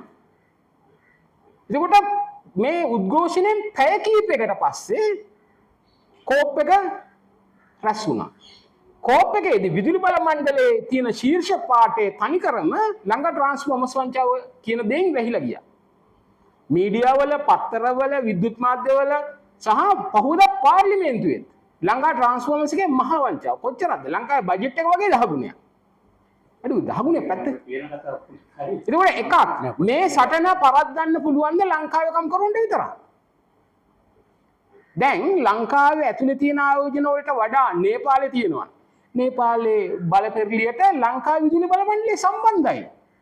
බංග්ලාදේශයේ බලපෙරළියට ෂේක් හසීනාව ගෙදර යවපු එකට ලංකා විදුලි බල මණ්ඩලය මේ අරමුදල සම්බන්ධයි. වෙන එකක් තියා මේ දකුණු ආසියාවේ වෙන නීත්‍යානුකූල සහ නීති විරෝධී සියලු ගනුදෙනු වල මුදල් මේ අද ඒගොල්ලන්ගේ ප්‍රධාන ආදායම මුදල් විකුණන එක. ඩොලර් විකුණන එක. ඩොලර් 100ක් ඩොලර් 120ට වික්කම එතන ලාභයක් තියෙනවා කෙටි කාලීනව. දැනට මේක තවදුරටත් එක ශේෂ්ත්‍රයක විදුලි බල සේවකයන්ට විතරක් සටන් කරලා දිනන්න පුළුවන් එකක් නෙමෙයි. විදුලි බල සේවකයෝ පිකට් කරන් ඉස්සෙල්ලා විදුලි බල දෙපාර්තමේන්තුව ඉස්සරහා පිකට් කරේ කවුද? ලංකා ට්‍රාන්ස්ෆෝමර් සේවකයෝ ගිහිල්ලා. ඊට පස්සේ පිකට් කරන එක තහනම් කරලා කැම්පයි අරග මේක නවත්තලා සේවකයන්ට චෝදනා පත්‍රය වුණා ගහම නැවත පිකට් කරේ කවුද? ලංකා ට්‍රාන්ස්ෆෝමර් සේවකයෝ ගිහිල්ලා. ඊට පස්සේ හොයනවා මේ වැඩ තහනම් කරන්න. ඉස්සෙල්ලා පත්තිමත් දීලා ඉන්න එපා. විදුලි බල මණ්ඩලේ වැඩ තහනම් කරන්න නම් ඒගොල්ලෝ විදුලි බල මණ්ඩලේ පත්තිමත් දෙනවා. ලංකාවේ කම්කරු තමන්ගේ ප්‍රශ්නයක් විදිහට තමන් අනිත් අයගේ ප්‍රශ්න වලට මැදිහත් වෙන මට්ටමට එනවා නම් දකුණු ආසියාවේ සහ විදුලි බල මණ්ඩලයේ තියෙන ජාත්‍යන්තර ආයෝජන සහ විදුලි බලාගාරවල කම්කරු බහිනවා නම් ඒකට නායකත්වයක් දෙනවා. ඇවිල්ලා නිවැරදි න්‍යාය මම හැමදාම වෙන්නේ නිවැරදි න්‍යාය හදනකම් කම්කරුවන්ට සටන් කරන්න නැතු ඉන්නේ කියන්න බෑ. කම්කරුවෝ සටන් කරන්න. ඒතර කම්කරුවන්ට සටන් කරන්න ඒගොල්ලන්ට ආසන්නතම නායකත්වයක් ඒගොල්ලෝ තෝරගන්නවා. ඒ නායකත්වයේ දුර යනවද, පාවල දෙනවද, එහෙම නැත්නම් මග යන ගන්නවද, සුළුදනේශ්වරද ඒ කියන දේවල් වෙනයි.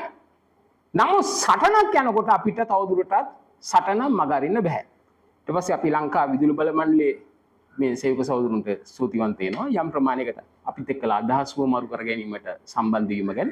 ඒකලම මේ වෙලාවේ එක්සත් වමක් සඳහා ක්‍රියාකාරීත්වයේ විදිහට අපි කියන්න තියෙන්නේ ඔගොල්ලෝ වමක් නම් අදහස් වෙනස්කම් තියෙන්න පුළුවන්. නමුත් එකක් අපි එකඟයිනේ. කම්කරු පන්ති නායකත්වය අපි පිළිගන්නවානේ. කම්කරු පන්තියට තමයි විප්ලවය කරන්න පුළුවන් කියන දේ අපි පිළිගන්නවානේ. ඊපස්සේ ඒ සඳහා කම්කරු පන්තියට අපිට කණ්ඩායම් විදිහට දෙන්න පුළුවන් සහාය දෙමු. සටන පටන් අරගෙන තියෙන්නේ. ඇයි මාලිමා රජය කලබල වුණේ? මාලිමා රජය කලබුණේ කම්කරු පන්තිය බහැපු හන්දා. ශිෂ්‍ය බැස්සට ලංකා මාලිමා රජය කලබල වෙන්නේ නැහැ. ගොවිය බැස්සට මාලිමා රජය කම්කරු. හැබැයි කම්කරුව බැස්සහම දිලි ලොකින් තඹුත්තේගම ගොවින් කියලා ඒක කම්කරු බහින එකේ.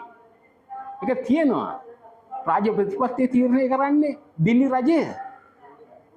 නමුත් කතන්දරය යන්නේ වෙන පැත්තකට.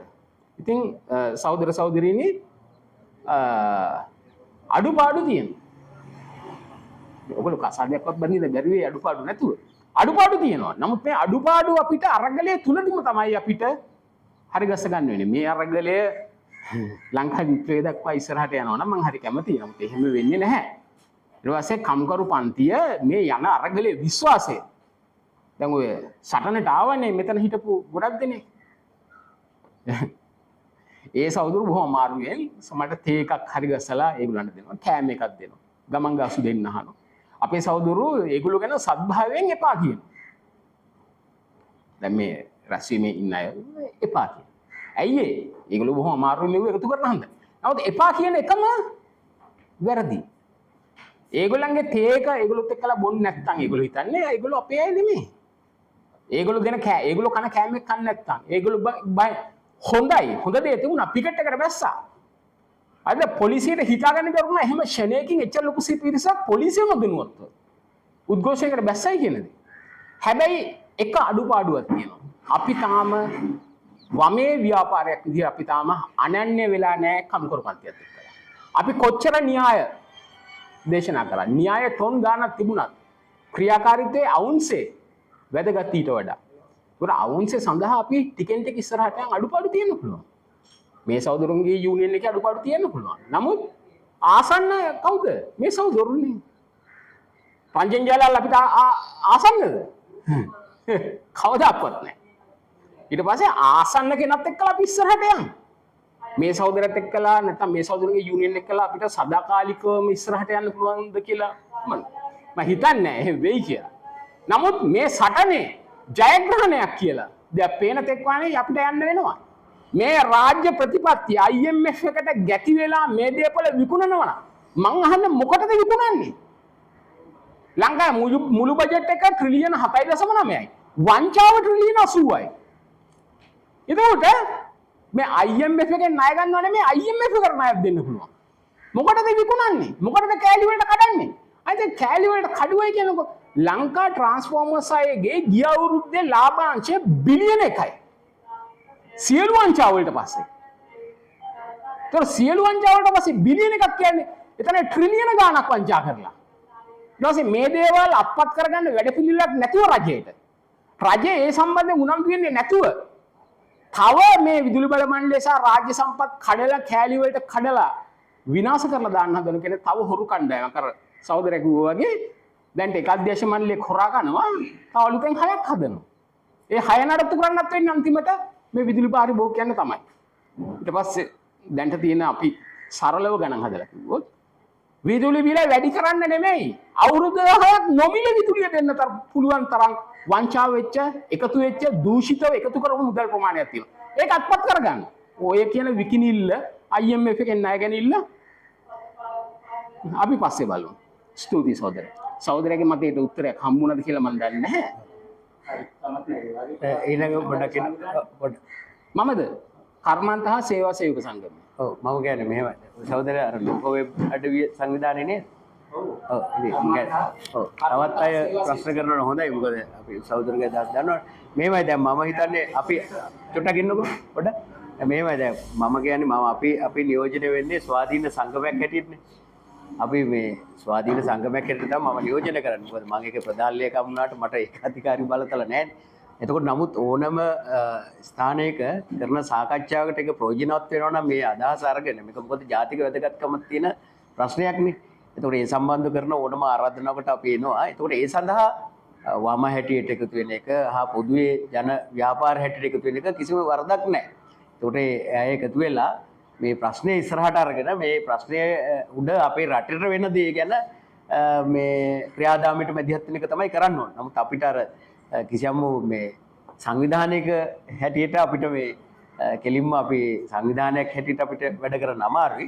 නමුත් ඒ පොදුවේ ගන්න ඕනම තීරණයකට අපිට ඒ විදිහට සහයෝගය දෙන්න පුළුවන්. ඒකත් එක තමයි තව සහෝදරු තියෙනවා නම් මොන හරි ගැටලු මත කරන්නේ. මා අනිත් එක මේ තව වැදගත් කාරණාවක් කියනවා මේ විදුලි බිල ගැන. දැන් මේ අලුතෙන් ඇවිල්ලා තියෙන දෙයක් තමයි දැන් මේ ස්ට්‍රීට් ලැම්ප් සම්බන්ධව. දැන් ඔයගොල්ලෝ දන්නවා මේ නගර සභාවෙන් තමයි ස්ට්‍රීට් ලැම්ප් දාන්නේ. ඕක ඉස්සර විදුලි බල මණ්ඩලයට යම් ගාණක් ගෙව්වේ. නිශ්චිත ගාණක් නැහැ. යම් ගාණක් ගෙවුවා. නමුත් ඒගොල්ලෝ සමහර තැන්වල හැලජන් දාලා තියෙනවා. සමහර තැන්වල විවිධ විදිහට දාලා තියෙනවා.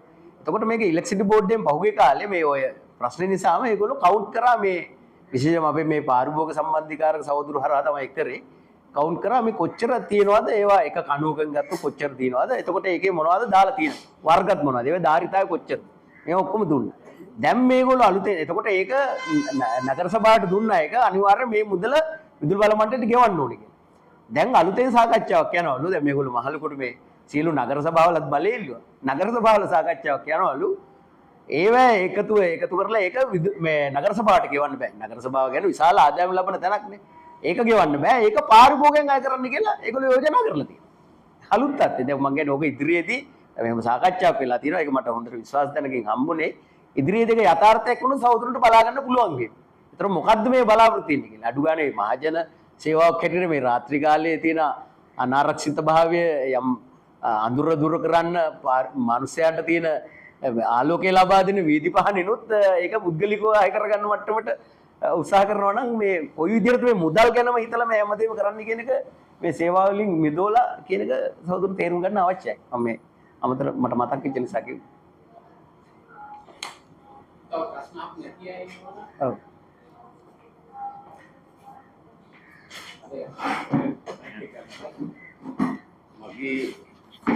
මම ඉදිරිපත් කරන ප්‍රශ්නය ඇවිල්ලා දැන් විදුලි බල මණ්ඩලයේ වෘත්තීය සමිති පෞගිය දිනවල උද්ඝෝෂණ ව්‍යාපාරයක් දිගින් දිගටම ගෙන ගියා. මොකද මේ ආණ්ඩුව නෙමෙයි කලින් ආණ්ඩුව තියෙනකොටත් මේක මේ ප්‍රශ්නේ පැන නැගුණා. එතකොට දැන් කොටස් 4කට කඩලා විකිණීම සම්බන්ධව වෘත්තීය සමිතියේ එක්ක වෘත්තීය වේදීන් සමග රජයේ සාකච්ඡා කෙරුවද? සාකච්ඡා කළා එකඟතාවයකට ආවද? නැත්නම් එකඟතාවයකට ආවේ නැත්නම් මොකද? අනිත් කාරණේ තමයි දැන් ඒ සමාගම් 4කට මේක කඩලා සේවකීන්ට සමාගම් 4ට සම්බන්ධ වෙන්න කියනවා. එතකොට සේවයේ සුරක්ෂිතභාවය කාර්යස්ථා වෙනවද? රජයේ පැත්තෙන් රජයේ ඉදිරිපත් කරලා තියෙන කෙටුම්පත හරි පනත හරි ඒ පනතේ සම්බන්ධ වෙනවද මේ කොටස් වශයෙන් හරි සම්පූර්ණයෙන් හරි මේක පුද්ගලික ආයතන වලට විකුණුවයි කියන එක සම්බන්ධව ඒකේ ඇතුළත් වෙලා තියෙනවද නැද්ද කියන එක තමයි මට පැහැදිලිව දැනගන්න ඕනේ. මෙහෙමයි. ඉන්න මෙහෙමයි දැන් ඒක සම්බන්ධව ගත්තොත් දැන් මේ මම පැහැදිලිවම කිව්වා මේ කරන්නේ සමාගම් පනත යටතේ තමයි ලියාපදිංචි කරන්නේ. එතකොට මේ සමාගම් පනත කියවුවොත් මම කියන්නේ විදුලි බල පනත ඕන කෙනෙක් කියවන්න අවශ්‍ය නැහැ. විදුලි බල පනතේ මේ කියවනවා නම් මේ පළවෙනි පිට විතරයි කියවන්නේ. මොකද මේ සංශෝධනයට ඒක අයින් කරලා නැහැ නේ.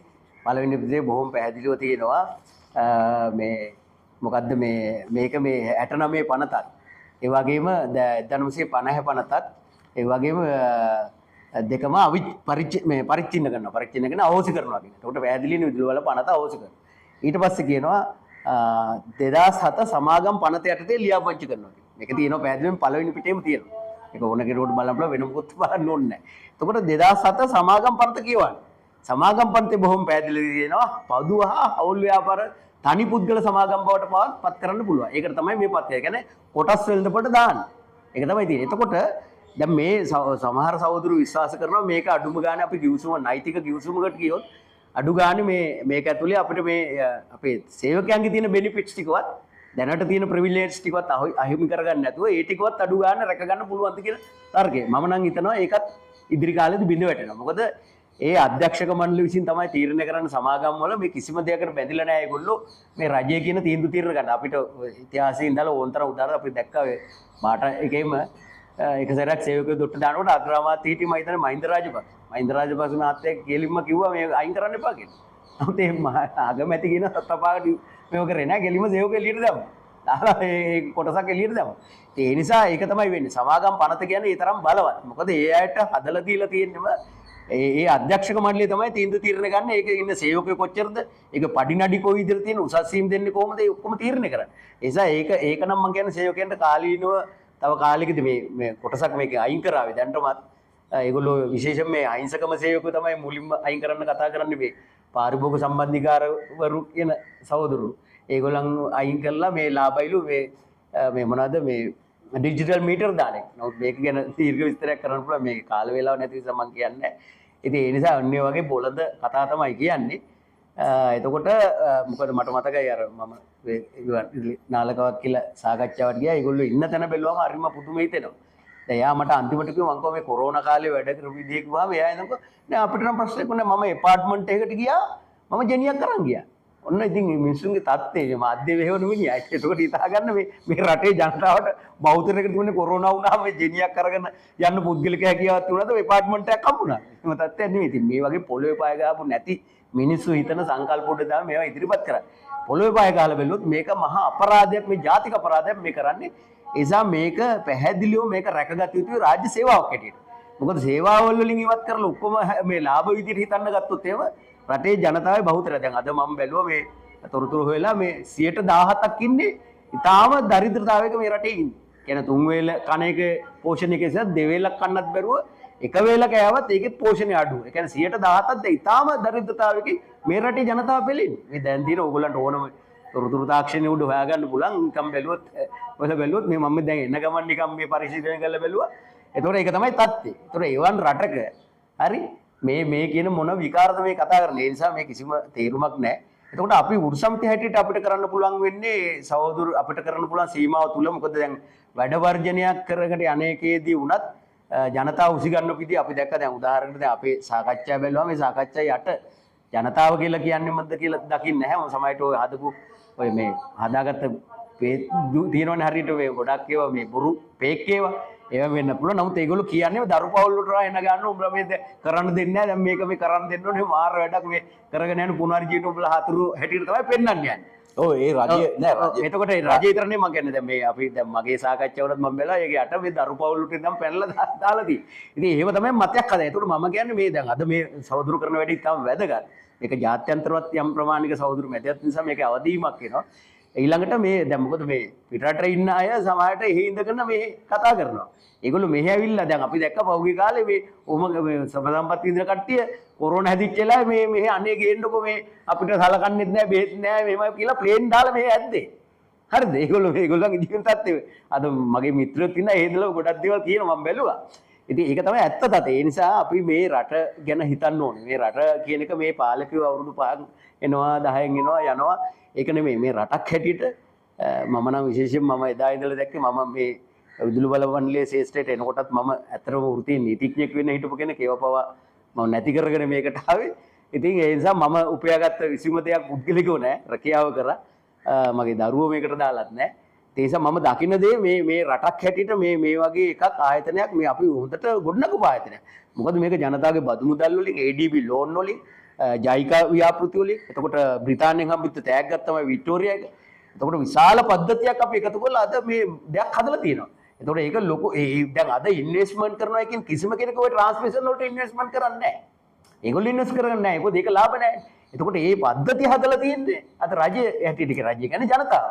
ඒ නිසා මම කියන්නේ ඒ වගේ එකක් මේ විනාශ කළ මේ බහුජාතික සමාගම් කීපයකට මේක දෙනවා කියන එක කිසිසේත්ම එකඟ වෙන්න පුළුවන් තර්කයක් නෙමෙයි.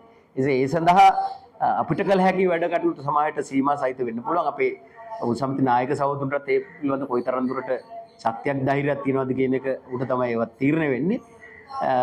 කොහොම වුණත් මම දකින්නේ ජනතාව හැටියට මීට වඩා අවදි වෙලා මේකට විරුද්ධව මේ පැහැදිලි හඬක් නගලා මේක අකුලීමේ වැඩ පිළිවෙලකට ගේන්න ඕනේ කියන එක තමයි මම කියන්නේ. නෑ පිළිගන්නවා ජනතාවගේ සහයෝගය තිබිය යුතුයි කියලා.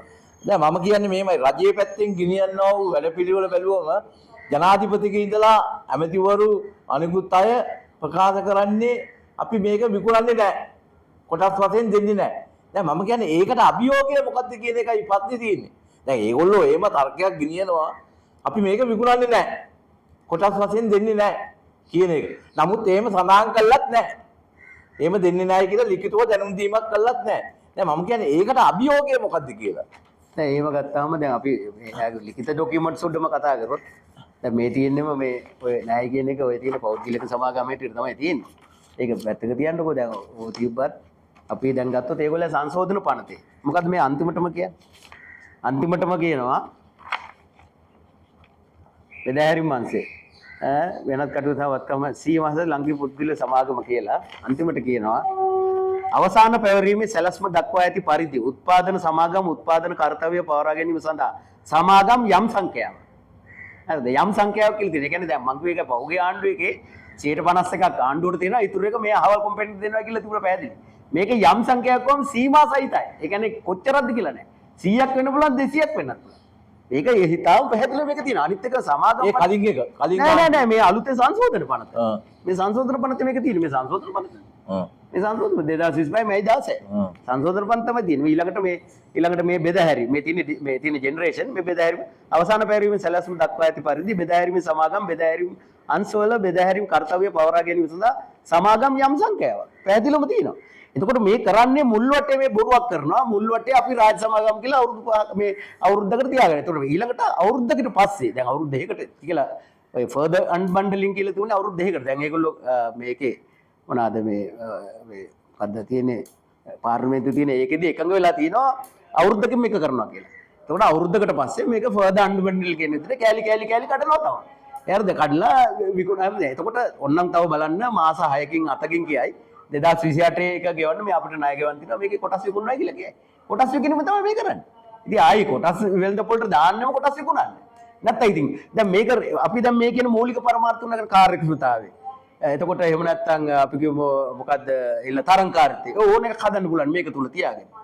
ඒ ජීවික තුල තියාගෙන කරන්න පුළුවන්. ඒ නොකරන්නේ. ඒ කරන්නේම මේකෙන් ගලවලා ගන්නවා. මොකද දැනට විදුලි බල මණ්ඩලයේ කියන එක සංස්ථා දෙපාර්තමේන්තු කියන මේක යටතේ තමයි තියෙන ආයතනය. ඒක ස්වාධීන ආයතන රජේ වුණාට. එතකොට අපි රජෙන් බදු මුදල් වලින් නෙවෙයි අපි සල්ලි දීලා ගන්නෙ. එතකොට දැන් මේක කෙලින්ම භාණ්ඩාගාරයට දැම්මට පස්සේ රජයේ තියෙනවා. ඊට පස්සේ කොටස් කැඩීම ලේසි. ඒක තමයි මේ කරන්නේ. ඔව් මේක වෙලා තියෙන්නේ මේමයි. දැන් මේගොල්ලෝ බලයටපත් උනායි කියලා මේගොල්ලෝ රාජ්‍ය ආයතන පෞද්ගලීකරණය නොකරනවා නම් මේගොල්ලන්ට පුළුවන් පාර්ලිමේන්තුවේ පනතක් තියෙනවා 1987 අංක 23 දරන පනත රාජ්‍ය සංස්ථා පෞද්ගලික අන්තයට පවරා ගැනීමේ පනත. ඒ පනත කිසි කෙනෙක් අවෝසි කරලා නැහැ. තාම මේ පනත තියෙනවා. යම්කිසි ආයතනයක් අධිකාරියක් බවට සංස්ථාවක් බවට පත් වුණාන් පස්සේ පැය 24ක් යනකොට ඒක කෑලි විකුණන්න පුළුවන් ඒ පනත යටතේ. ඒකත් ප්‍රයෝජනෙට අරගෙන තමයි මේ ක්‍රියාත්මක වෙන්නේ. ඒකයි මම මේ කිව්වේ මේගොල්ලොත් මේ පනත මේ ආණ්ඩුවත් මේ පනත තාම තියෙනවා පාර්ලිමේන්තුවේ. ඒක 87 ආවේ අංක 23 දරන පනත රාජ්‍ය සංස්ථා පෞද්ගලික අංශයට පවරා ගැනීම පනත. ඒකෙන් තමයි ඔය චන්ද්‍රිකාලගේ ආණ්ඩුව රනිල්ලගේ ආණ්ඩුව ඔය සියලු දෙනා මේ රටේ රාජ්‍ය ආයතන ඔක්කොම පෞද්ගලික අංශයට විකුණන්න කටයුතු කරුවේ මේ පනත හරහා තමයි. ඒකයි මම කිව්වේ පැහැදිලිවම. දැන් මේ අනුව මේකත් මේ ඉදිරිපත් කරලා තියෙන කෙටුම්පතේ සඳහන් කරලා තියෙන ආකාරයට කිසි කෙනෙකුට සාතිකයක් දෙන්න බෑ. මේවා කොටස් වශයෙන් හරි සම්පූර්ණයෙන් හරි මේක විකුණන්නේ නැහැයි කියලා කිසි කෙනෙකුට සාතිකයක් දෙන්න බෑ.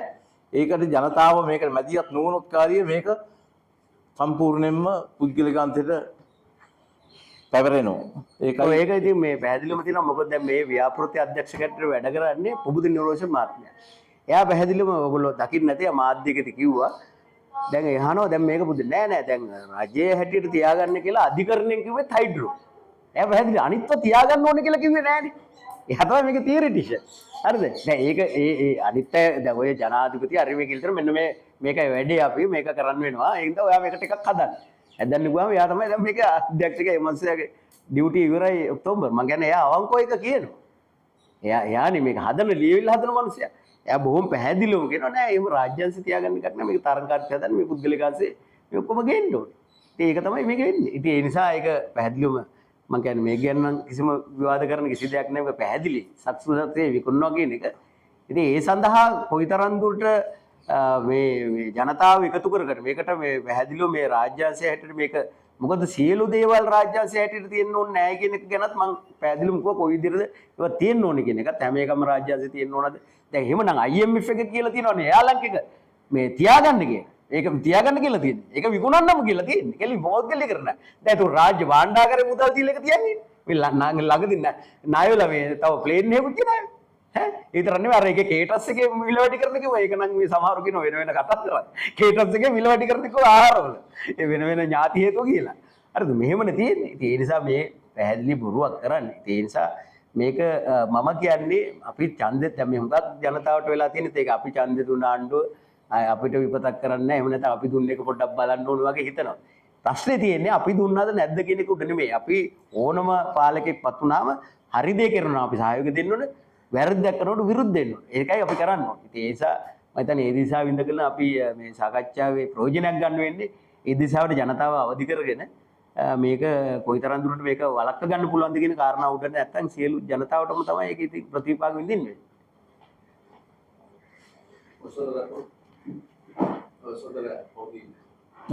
නමහන්. DMD අබේරත්න.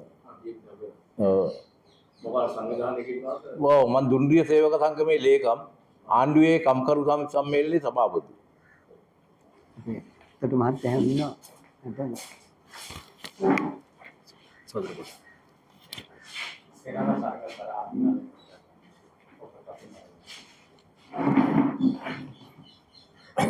අවුරුදුරනේ මට නම් හිතෙන්නේ කම්කරු පන්තියට දේශපාලන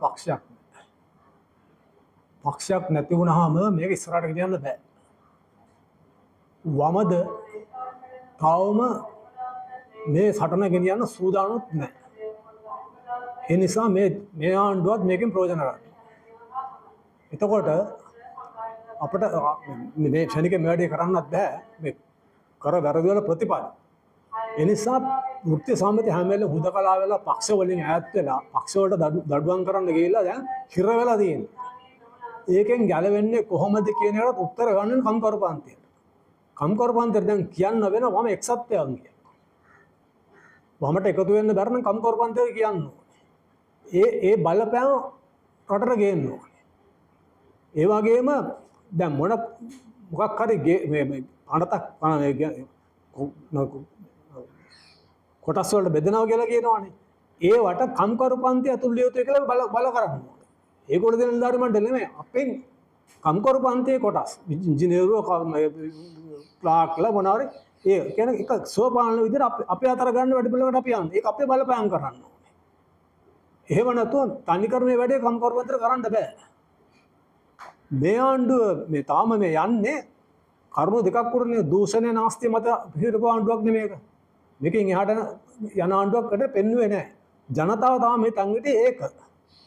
එතකොට ඒකට ඒකට දැන් ප්‍රහාර එල්ල කරන්නේ හොරුන්ට විතරයි. හොරු කරනට හොරු උත්තර දෙන එක විතරයි කරන්නේ. ප්‍රශ්නය ගන්නෙ නැහැ.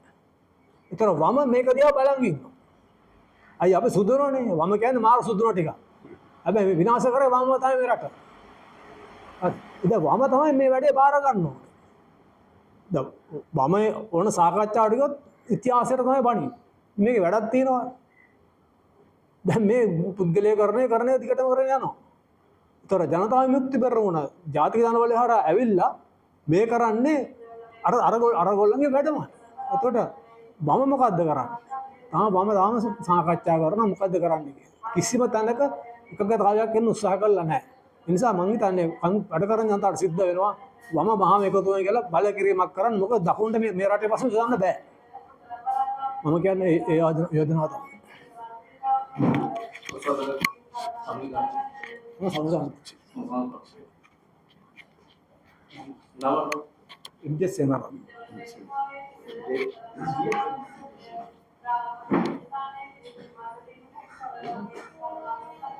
මේ ප්‍රශ්න කියවන්නේ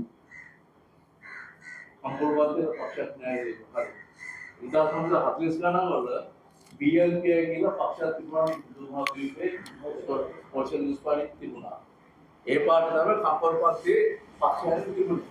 කම්පරෝ දවන්තෝ දෛවසප්පන් තරල්පුරු පක්ෂය මුළු ඉන්දු මහද්වීපයේම සමාජ විප්ලවය සඳහා ෆයිට් කරේ. ඒ පක්ෂය පස්ස කාලයේදී ජාතිවාදයට ගිහිල්ලා අන්තිම ලංකා සමස්ත පක්ෂයට 1964 ආවල දීලා සියලු පක්ෂයට සම්මුතිය සභාගම් හදලා 70 77 අතර සමස්ත පක්ෂ සහ කොමියුනිස්ට් පක්ෂ එකතු වෙලා ආයපර සභාගම් හදලා නැවත විනාශයකට පාර හැදුවා. ඒට විරුද්ධව සටන් කරේ හතර ජාතික කොමිටිය හැටියට 1968 විප්ලව කොමිසමේ හදලා ඉවරලා අද ඒක තවමත් අඛණ්ඩව ඉස්සරහට යනවා. සමාජ සමානතා පක්ෂය හැටියට සහ හතර ජාත්‍යන්තර කොමිටිය ලංකාව ශාඛාවට සමාජ සමානතා පක්ෂය හැටියට international committee of the fourth international ඒක ප්‍රධාන මාධ්‍ය තමයි www.org. මේක අඛණ්ඩව සටන් කරන්නේ මාක්ස් එංගල්ස් ලෙනින් ට්‍රොස්කි දේශපාලන මූලධර්ම උඩ ධනවන්තයෙක් කිසිම දෙයක් යටත් නොවි න්‍යායික වැඩපිළිවෙල කම්පරපන්තිට ඕන. ධනපතියන්ට තියෙනවා ධනේශ්වර න්‍යායන්ත තියෙනවා ධනේශ්වර වැඩපිළිවෙල තියෙනවා. හැබැයි කම්කරුපන්තියට මාක්ස් එංගල්ස් ලෙනින් ට්‍රොස්කි රෝසා ලක්සම්බර්ග් වගේ මාක්ස්වාදී නායකයන්ගේ දේශපාලන වැඩපිළිවෙල අවශ්‍යයි. ඒත් ඒ පක්ෂය තමයි අපි නියෝජනය කරන්නේ. ඒ සඳහා සටන කළ යුතුයි. කම්කරුපන්තියට ගෝජාතාව සහගතව සටන් කරන්න බෑ. ශිෂ්‍යයන්ට සහගතව සටන් කරන්න බෑ. ඒ නිසා විදුලක මම විදුලක පන්තිවලට කරන ඉංජිනේරියක් අවුරුදු 30. ඒක සමාන දන්නේ නැති. ඔව්. එතකොට මම මණ්ඩලේ ඉන්න කාලේ මම ඉංජිනේරු යුනියන් එක තමයි හිටියේ. මම හැමදාම ප්‍රතිව්‍යුහකට විරුද්ධ වුණා. මම ඉංජිනේරු යුනියන් එකේ ඒජේ මොසොල්ද කියන්නේ ප්‍රතිව්‍යුහගත කරන්නේ කියන අවසානයේදී ප්‍රයිවටයිසේෂන්. ඒ නිසා ප්‍රතිව්‍යුහගත කරන්නත් එපා. දැන් හැබැයි CB එකේ ඔක්කොම සියලු මුදු සමිති කියන්නේ ප්‍රතිව්‍යුහගත කරන්නේ හොඳට කරන්න ඕන සේවකයන් අයිති ආරක්ෂණ විදියට. හැබැයි එහෙම අපේ නැහැනේ. දැන් CAT GPT එකට ගිහිල්ලා ටයිප් කරලා බැලුවොතින් බලශක්ති ශ්‍රේෂ්ඨ හෝ ඕනෑම ශ්‍රේෂ්ඨයක් රජයට තිබිලා ප්‍රතිව්‍යුහගත කරලාට පස්සේ IMF ප්‍රෝග්‍රෑම් එකටදී කොහෙවත් නැහැ සේවකයන් අයිතිවාසිකම් වර්ධනය වෙලා සහ පාරිභෝගිකයන්ට තමන්ට මේ මහාන්ද ලාභයට හැදිලා කොහෙත් ඇත්තේ නැහැ. ඒ නිසා අවසානයේදී ඒ නිසා විදුලි කම්කරුවන්ට තැපල් කම්කරුවන්ට එකතු වෙන්න ඕන. ඒතකොට දුම්රිය සීලම කම්කරුවන්ට ඒකපදව සමාජයේ වැඩිපුර යටතේ කම්කරුවන්ව ගොඩාන සටන් කරනවා. මොකද නිෂ්පාදනය කරන්න බෙදා හරින්නේ සේවා ඉන්ඩස්ට්‍රි එකේ ඉන්න කම්කරුවන්ට. CB එකේ මේ සෝදලා දන්නවා CB ජෙනරේෂන් එක 1000ක් ස්ට්‍රයික් කළොත් 1000ක් විතර ඉන්නවනේ ජෙනරේෂන් එකේ 1000ක් ස්ට්‍රයික් කරොත් ට්‍රාන්ස්මිෂන් ඩිස්ට්‍රිබියුෂන් ඔක්කොම නතර වෙනවා. ටෙලිකොම් එක පවර් බැංක්ස් ප්‍රොපර්ටි රේසෝලේ බැටරි බැංක්ස් නතර වෙනවා. පෙට්‍රෝෂන් වල කොම්පැනි එක නතර වෙනවා. මේක පදාසයක් වැඩන්නේ ඉන්නවා. ඉතින් කාර්බන ශක්තිය විශාල තැනක් CB එකේ කම්පරුවන් දෙක. හැබැයි දේශපාලන වැඩපිළිවෙලක් නැත්තම් මේවා දිනන්න බෑ. මේ සමහර 7.96 GM මරෙන්ඩාන්ට ඔක්කොම ස්ට්‍රයික් කරානේ. AGM වල ඩිජන් ඔක්කොම ස්ට්‍රයික් කරා. කාර්මික ශාස්ත්‍ර උපරිම පාවිච්චි කරා. හැබැයි එතනින් එහාට යන්න දරුවගේ බලාත්කාරයෙන් ස්ට්‍රයික් කඩාපල් කරනවා. මම ඒකේ ලේක. හරි ඒක තමයි. හරි. ප්‍රශ්නේ මොකක්ද? සමසවදර දැන්. අධිකම්පරුමන්ත ඒකබද්ධ කරේ නැහැ. તો ලැබ්ටි තියන සංසාර පක්ෂ ජුරින් එකේ හරි. ප්‍රශ්නේ ආර්ථික ශක්තිය තිබුණාට දිලට දරුවගේ හේතුව දේශපාලන වැඩිපිළ ඉදිරිපත් කළ ඒ නිසා ඒක කම්පරුමන්ත වැඩිපිළ තිබිය යුතු ඒ සඳහා සටන් කරන සමාජ සමාජ පක්ෂ. Okay right. ඕකේ. මම මේ කිව්වා පක්ෂයට කිව්වේ සරිය. සාමාන්‍යව 60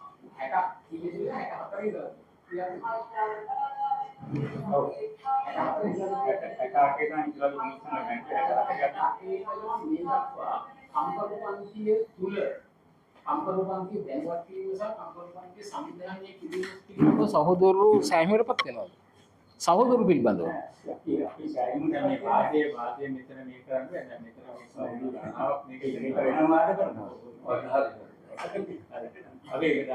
නෑ පෞද්ගලිකව මමත් එකගයි මොකද වැඩ මම සාමාන්‍ය මාක්ෂවාදය හරි මේ ආධාරපු සහෝදරෙක් නිසා මේ වැඩ කරන ජනතාව බලය ලබා ගැනීම හැර ඉතින් මේ කිසි දෙයක අවසන් ප්‍රතිඵල ලබා ගන්න බෑ කියන එක දන්නවා. නමුත් දැන් මම කියන්නේ නමුත් මට දැන් ස්වාධීන සමිතියක නායකයෙක් හැටියට මම කතා කරන්නේ.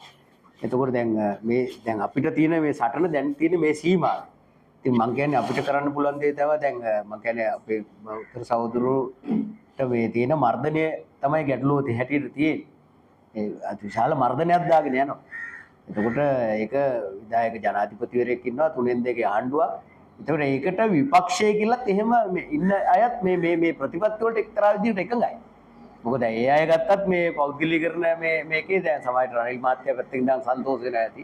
අනිත් අයත් කමන්නේ මුල් ලැබුව මේ වැට්ටි කරගෙන අපි මේ වැඩේ කඩදා ගන්නවා කියන තැන තමයි ගොඩක් අය ඉන්නේ. ඒක තමයි ප්‍රශ්නේ තියෙන්නේ. එතකොට ඒ නිසා මම කියන්නේ ජනතාව හැටියට මේක අපි අවදි කරලා ගන්න ඕනේ මේකේ තියෙන මේ අපරාධ විනාශය. මොකද මහ විපතක් මේ සිද්ධ වෙන්නේ. මට නම් පැහැදිලිව තියෙන මට නම් ඇත්තටම හිතනත් හරි අමාරුයි මේක. මොකද ඒ තරම විපතක් මේ සිද්ධ කරලා දාන්නේ මේක මේ මොකද බොහෝ ආයතන වලට අපි මේ කරනවා නෙමෙයි මේ හැම එකක්ම ලින්ක් වෙන්නේ. මේ වගේ එකක් බහුජාතික සමාගමකට යනවා කියන්නේ ඒක ගැන අනාගතයේ මහා අස්තිර භාවයක් රටට තියෙන. ඒකයි. අපි මේ කතාව දැන් අපි නවත්තන්න යන්නේ කියන්නේ සෑහෙන වෙලාවක් අපි කතා කරලා මම 4:00 ඉඳලානේ අපි ආපු වෙයින්ට ස්තුතිවන්ත කරනවා. ඒ වගේම මේ සියලු දෙනාම එකතු වෙන්න ඕනේ මේ සටන ඉදිරියට ගෙන යන්න. ඒකයි ප්‍රශ්නේ. අද අපි සාකච්ඡා කරලා මේක නවත්තලා කිසිම තේරුමක් නැහැ. මේක ඉදිරියට ගෙන යන්න ඕනේ. ඉදිරියට ගෙන යන මුළු කම්කරු පන්තියම එකතු වෙන්නත් ඕනේ. මොකද ඒකට කාලෙත් තියෙනවා. මොකද කාලෙකුත් තියෙනවා. ඉදිරියට තියෙනවා මේක දැන් ආරම්භය විතරයි මේක දැන්. මේක ඉදිරියට ගෙන යන්න ඕනේ. ඉදිරියට ගෙන යන්න ඔක්කොමගේ සහයෝගය අපි බලාපොරොත්තු වෙනවා. එහෙනම් අපි නවත් උනේ නේද? බොහොම ස්තුතියි. 71යි